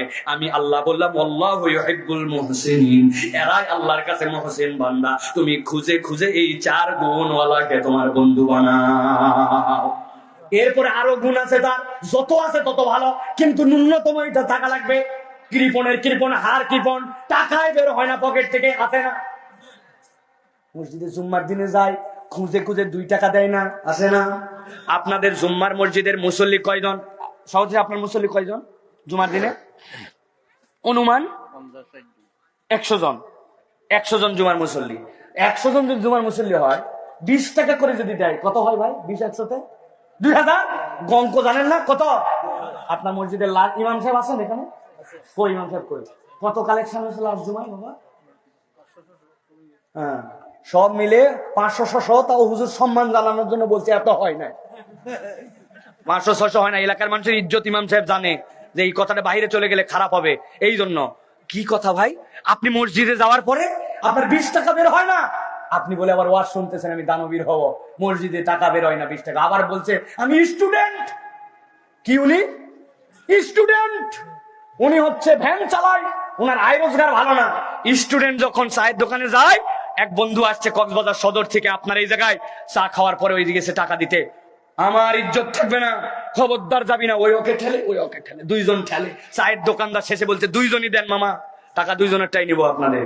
বন্ধুর টাকা দিতে দেয় না, 20 টাকা 30 টাকা চা খায় প্রত্যেক দিন। কিন্তু সপ্তাহান্তে মসজিদে যাওয়ার পরে ওই বান্দার 20 টাকা পকেট থেকে বের হয় না। আল্লাহ বলছেন আল্লাযীনা ইউনফিকুনা ফিস সাররাই ওয়াদ দাররা, আপনি মারহাবা বলে দিয়েছেন, সচ্ছল উভয় অবস্থায় দান করে। প্রত্যেকটা মসজিদে অন্তত পক্ষে জুমার দিনে নিম্ন 20 টাকা, উপরে 100-200 দান করা লাগবে। রাজি আছে? কিসের ছাত্র, কিসের বাচ্চা কাচ্চা, কোনো মাপ নাই। আজকে তেয়াই বাচ্চারা হাত তোলো, যাদের বয়স 10 বছর, 15 বছরের নিচে, 20 বছর, হাত তোলো। মায়ের কাছে তাই বলবে আগামী জুম্মার থেকে মসজিদে যাওয়ার আগে 20 টাকা দেওয়া লাগবে। রাতে মনে থাকবে, পিচ্ছি মনে থাকবে। আর কোনো ফাঁকি যোগী নাই। হুজুর আমাকে রিপোর্ট দিবে যে এই মসজিদের মধ্যে এই পরিবর্তন আসছে কিনা। মসজিদে 4 জুমা থেকে এমন কালেকশন হবে, মসজিদ কারো কাছে দৌড়াবে না, ইমাম খতিবের বেতনের জন্য কোথাও দৌড়াদৌড়ি হবে না। এত টাকা দেওয়া দেন, ওই অঙ্ক ফাঁস করে দিলে ঝামেলা করে যাবে। একদিন যে বাড়িতে 30 ওয়াক্ত গুণিত 30 দিন গুণিত 5, আবার একামত 5, আবার আজান 5, নামাজ আজান একামত, এই 15 দিয়ে 30-কে গুণ দিয়ে ইমাম মুয়াজ্জিনের যে টাকা দেন ওটাকে ভাগ দিয়ে বাইর করেন, 6 টাকার উপরে পড়বে না। এক কাপ চা 10 টাকা। কি বলবো আর, বললাম না প্রিয় ভাইরা, এই দেশে ইমামদের ইজ্জত নাই, এই দেশে মুয়াজ্জিনদের মূল্যায়ন নাই। আল্লাহ রাব্বুল আমিন আমাদেরকে বোঝার তৌফিক দান করুন। কারণ কি, আমরা ভালো মানুষের সংজ্ঞাই জানি না। ভালো মানুষ কে? এই 4 গুণ আছে যে ওই ভালো মানুষ, এরপরে যায় এডিশনাল আছে আরো ভালো, কিন্তু এই 4 গুণ থাকা লাগবে। কেউ তার কাছ থেকে ফেরত যায় না, চাইলেই দেয়। আল্লাহর বান্দা এরকম অভাব আছে, তাই কি যা আছে ওইটুকুর মধ্যে থেকে দেয়। সুবহানাল্লাহ। এক ফকিরকে আমি 10 টাকা দিছিলাম, দেওয়ার পরে ওই ফকিরের সাথেই হেঁটে হেঁটে আবার বাজার যাচ্ছি। খানিক দূর যাওয়ার পরে দেখি এক ফকির বসে বসে ভিক্ষা করতেছে, দাও বাবা, কেউ কিছু দিয়ে যাও। যেই ফকির আমি একটু আগে 10 টাকা দিছি, এই চাচা ঈসা দানবীর ভিক্ষু, ওই ফকির দেখি 10 টাকা বের করে আবার ওই ফকিরে দিছে। বললাম, চাচা আপনি তো জবর ফকির, আপনি আমার কাছে হাত পাইতে টাকা নিয়ে আবার 10 টাকা ওই ফকিরে দিলেন। ওই মুরব্বী বলছে, বাপ, যেই লোকটা এখানে বসে আছে ওর গায়ের মধ্যে পুরা টিউমার উঠছে, পায়েও টিউমার, ও হাঁটতে পারে না। আমি ফকির হলেও বাপ তোর কাছে না যে বলছিলাম 10 টাকা দে, আর ও এমন ফকির যে ওর কাছে এসে দিলে মিলবে, না হলে মিলবে না, আমি তো চলতে পারি, তা আমার থেকে বড় ফকির, এই জন্য ওর একটু সহযোগিতা করলাম। ওই ফকির থেকে আমার আকল খুলে গেছে, আল্লাহ ফকির হলেও তার বুঝের জায়গাটা ফকির না, তার বুঝের জায়গাটা অনেক বড়। আল্লাযীনা ইউনফিকুনা ফিস সাররাই ওয়াদ দাররা, অভাবেও দান করে, কষ্টেও দান করে, সচ্ছলতাও দান করে, রাগের সময় রাগ করে না, ঠান্ডা হয়ে যায়, আর মানুষকে ক্ষমা করে। আল্লাহ বলছেন এরা ভালো মানুষ, আর এদের সাথে তোমরা মিশো, মিশলে কি হবে? তুমি সৎ মানুষ হয়ে যাবে। এই জন্য আল্লাহ আমাদেরকে 3 নম্বর গুণ সৎ মানুষ হওয়ার তৌফিক দান করুক, আল্লাহুম্মা আমিন। 1 নম্বর বলছে অতিথি পরায়ণ, 2 নম্বর বলছে ক্ষমাকারী, 3 নম্বর বলছে সততা। আর 2টা বলবো? রাত কিন্তু অনেক গভীর হয়েছে, বলবো? আল্লাহ রাব্বুল আলামিন পয়গম্বর যত দুনিয়ায় ছিলেন, প্রত্যেক পয়গম্বরের জীবনে ইনাবা দান করেছিলেন। কি দান করেছিলেন বলেন? মুখে ইনাবা বলেন, জোরে বলেন ইনাবা, আবার বলেন ইনাবা। অপরিচিত শব্দ কিন্তু পরিচিতি সমার্থবোধক শব্দ আছে। ইনাবা মানে কি? ইনাবা মানে সদা সর্বদা যেই দিল, যেই অন্তর আল্লাহর দিকে রুজু থাকে, ওর মধ্যে কখনো ড্যাম কেয়ার ভাব থাকে না। অপরাধ করে, ভুল করে, কিন্তু আল্লাহর দিকে আবার ফেরত আসে। ফেরাউনের মার্কা চরিত্র তার মধ্যে নাই। 1000 অপরাধের পরে আল্লাহ থেকে তার দিল দূরে যায় না। আল্লাহ বলছেন এই চরিত্রটা ইনাবাওয়ালা চরিত্র সকল পয়গম্বরের মধ্যে ছিল। এটার নামই হচ্ছে তওবা। তওবায় নাসুহার কথা শুনেছেন? নাসুহা মানে কি? নাসহাতুন বা নাসাহাতুন। নাসহাতুন মানে 4-5টা কাপড় দিয়ে মা বোনেরা যেরকম কাঁথা সেলাই করে বাচ্চার জন্য, ওইটা জোড়া দেওয়া। আরেকটা হচ্ছে ফিরে আসা, আল্লাহর দিকে ফিরে আসা, আল্লাহর সাথে সম্পর্কটা ভেঙে গিয়েছিল, জোড়া দেওয়া, ওইটার নাম তওবা। আল্লাহ বলছেন বান্দার চরিত্রটা হবে, 1000 ভুল তো আমার বান্দা করবে, কিন্তু বান্দা সব সময় দিলটা আল্লাহর সাথে লাগায় রাখবে। এই চরিত্র আমাদের লাগবে। আল্লাহ কোরআনে বলছেন ওয়ায়াকুলুল্লাযীনা কাফারু লাউলা উনজিলা আলাইহি আয়াতুম মির রাব্বিহি কুল ইন্নাল্লাহা ইউদিল্লু মান ইয়াশাউ ওয়া ইয়াহদি ইলাইহি মান আনাব। আমার আল্লাহ হারাফেন বলছেন কাফের মুশরিকরা অস্বীকার তো করবে, কিন্তু আল্লাহ বলছেন, আল্লাহ যাকে ইচ্ছা পথভ্রষ্ট করে দিতে পারেন, তবে আল্লাহ তাকে আদর করে হেদায়েতের রাস্তা দেখান। যেই বান্দা পাপ করার পরে ফেরোসাস হয়ে যায় না, ড্যাম কেয়ার হয়ে যায় না, আল্লাহর সাথে বান্দা সম্পর্ক জোড়ানো আছে। ফজরের নামাজটা কাজা হয়েছে কিন্তু বাদ দিয়ে দেয় না, ওঠার পরে সাথে সাথে আবার নামাজ আদায় করে ফেলছে। অন্যায় হয়ে গেছে, ভুল হয়ে গেছে, কান ধরে তওবা করেছে, আল্লাহ আর ভুল করবো না, আবার ভুল হয়েছে, আবার রবের কাছে আসে।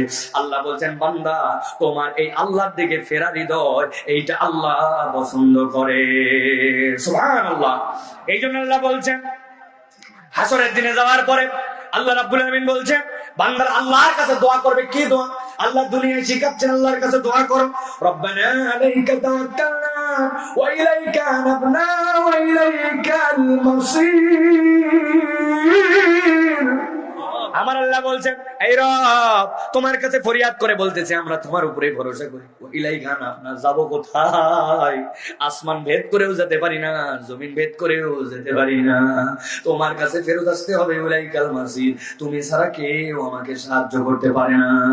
বান্দা যদি এই ফরিয়াদ আল্লাহর কাছে দেয়, আল্লাহ তার অন্তরটা আল্লাহর সাথে জুড়াই দিবে। আজকের থেকে শপথ করেন, ভুল থাক অপরাধ থাক, তওবা করতে দেরি করব না। রাজি আছেন? এই জন্য যারা বোনের জমি দেন নাই, আজকেই তওবা করবেন আল্লাহর কাছে, আল্লাহ তুমি আমাকে মাফ করে দাও, বোনের জমি দিতে পারি নাই, যৌতুক খাইছিলাম, আল্লাহর কাছে তওবা করে নেবেন, আল্লাহ যৌতুক খাইছি মাফ করে দাও, আল্লাহ মাফ করে দিবে। ঠিক কিনা? ঠিক ঠিক। বোনের জমি আপনার এখনো রয়ে গেছে, দলিল করে না দিয়ে আল্লাহর কাছে তওবা, ধান্দাবাজি। এইটা মা পাবে না। বান্দার হক নষ্ট করছেন, জনগণের টাকায় রাস্তা মারি খাইছেন, বোনের জমি দেন নাই, আর বলবেন আল্লাহর কাছে ক্ষমা করে দেয়। এত সোজা না। বান্দার হক ফেরত দিয়া তারপরে ক্ষমা চাওয়া লাগবে। ঠিক না? কবে থেকে বোনটা ঘরে, বাপ মরে গেছে 30 বছর, এখনো জমি দেন নাই, এত বড় দাড়ি লেখে হুজুর গুজুরি করে ঘুরে বেড়ান, জান খবরে বাম্পার ধোলাই হবে। বাম্পার ধোলাই, এ ধোলাই কেউ খায় নাই। আমার কথা নয়, নবী বলছেন, পিঠের মধ্যে ঝুলাইয়া জাহান্নামের মধ্যে ডুবাই দেওয়া হবে। অতএব মানুষের জমি, মানুষের সম্পদ, পরের অধিকার মেরে খাওয়ার চিন্তা করবেন। এক হাত কম নিব ভাই, জমি এক হাত ঠেলে তুই আগায় থাক, আমি ঠেলবো না, আল্লাহর কাছে হিসাব দিতে পারবো না। এই দুনিয়ায় দিন নয়, এই দিনের তরে আরো দিন আছে। ঠিক কিনা? আল্লাহ আমাদেরকে বোঝার তৌফিক দান করুক। তাহলে ইনাবাওয়ালা চরিত্র হতে হবে। সর্বশেষ আজকের আলোচনার শেষ পয়েন্ট, গভীর মনোযোগের হৃদয়টা খুলে দেন। আল্লাহ বলছেন, এই যতগুলা গুণের কথা বললাম, ইনাবাওয়ালা অন্তর, আল্লাহর জন্য ক্ষমাকারী, সৎ মানুষ হওয়া, আল্লাহর জন্য মেহমানদারি, এইগুলা একটাও তোমার মধ্যে আসবে না যদি একটা গুণ তোমার মধ্যে না থাকে। আল্লাহ কোরআনুল কারীমের মধ্যে 75 বার একটা শব্দ ব্যবহার করেছেন, ওই শব্দটা হচ্ছে শুকর। বান্দা যদি শুকরগুজার না হয়, তার কাছে কোনো নিয়ামত আসবে না। আমার আল্লাহ বলছেন, তাযকুরুনি আযকুরুকুম ওয়াশকুরুলি ওয়ালা তাকফুরুন। আয়াত বড় পরিচিত, কিন্তু বাস্তবতা বড় কঠিন। আল্লাহ বলছেন, আমাকে স্মরণ কর, আমি আল্লাহ তোকে ভুলিও নাই, ভুলবো না। আর আমার দেওয়া নিয়ামতের কথা মনে কর, আমি রব্বুল আলামিন তোর জন্য বাড়ায় দিব। وَإِذْ تَأَذَّنَ رَبُّكُمْ لَئِنْ شَكَرْتُمْ لَأَزِيدَنَّكُمْ وَلَئِنْ كَفَرْتُمْ إِنَّ عَذَابِي لَشَدِيدٌ। আল্লাহ বলছেন, বড় ভয়ঙ্কর, তুমি যদি তোমার রবের নিয়ামত শুকরিয়া না করো।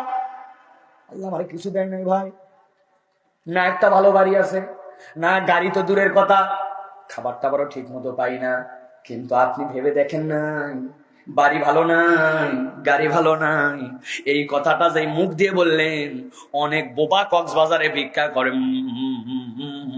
কয় টাকা চাই কি চাই বোঝা যায় না। আমার আল্লাহর জন্য যে বললাম, গাড়ি নাই বাড়ি নাই, কিন্তু আল্লাহ বলার যে তৌফিক দিল, এই জিব্বার কি তো কথাকে আদায় করে শেষ করতে পারবো? যুবক আসছে, হুজুর আপনার সাথে সেলফি তুলবো, চাপ দেয় মোবাইলের মধ্যে, ওঠে না, বারবার চাপ দেয়, ওঠে না। আরে কি হলো? হুজুরের সাথে একটা ছবি তুলে চলে যাবো, আরো সিরিয়ালে লোক আছে। দেখি তো ভাই কি লেখা উঠছে। লেখা উঠছে, there is insufficient memory card, if you want any new picture please delete something from your device। তোমার ভিতরে আর মেমোরি কার্ড নাই, নতুন কোন ছবি তুলতে চাইলে পুরাতন কিছু ডিলিট করো, কই 64 জিবি মেমোরি কার্ড, মরার ভরার সময় পাইলো না। আছে না? 64 জিবি মেমোরি পড়ে গেল। কিন্তু হওয়ার পরের থেকে 70 বছরের মুরব্বী, ওই যে দেখতে পাচ্ছি আমার চাচা সাদা দাড়িওয়ালা, কোনোদিন তাকে বলে নাই বাবারে মায়ের পেটের থেকে হওয়ার পরের থেকে দেখতেছেন there is no sufficient memory in your brain, please delete something from your head। চাচা 70 বছর হয়েছে, অনেক দেখছেন, অনেক শুনছেন, মাথার ব্রেন কিছু ডিলিট করেন, বলছে নাকি চাচা? কেমনে শুকরগুজার হলাম যে আল্লাহ আপনাকে অনবরত দেখালো, যে আল্লাহ অনবরত শোনালো।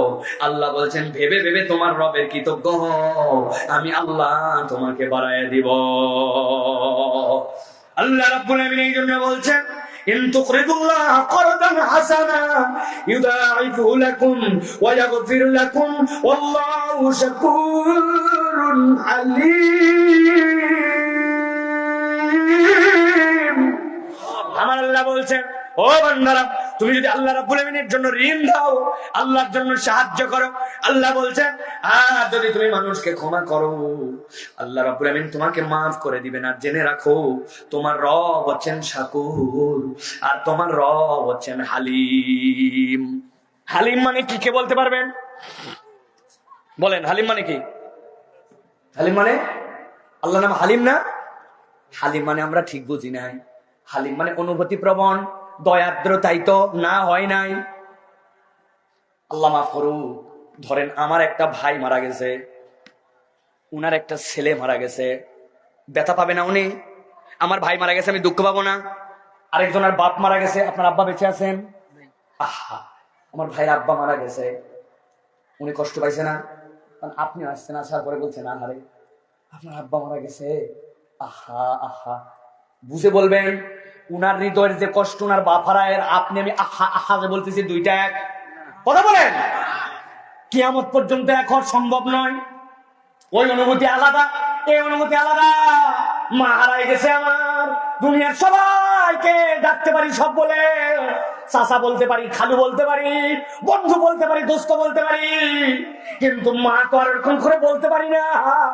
যার মা হারাইছে সে জানে ওই মায়ের ব্যথা কি। কিন্তু আমি গেছি যাই বলতেছি ভাই আপনার মা হারাই গেছে, আমিও ব্যথিত, কিন্তু উনার ব্যথার মতো ব্যথিত নন, ঠিক কিনা? ভালো করে বোঝেন।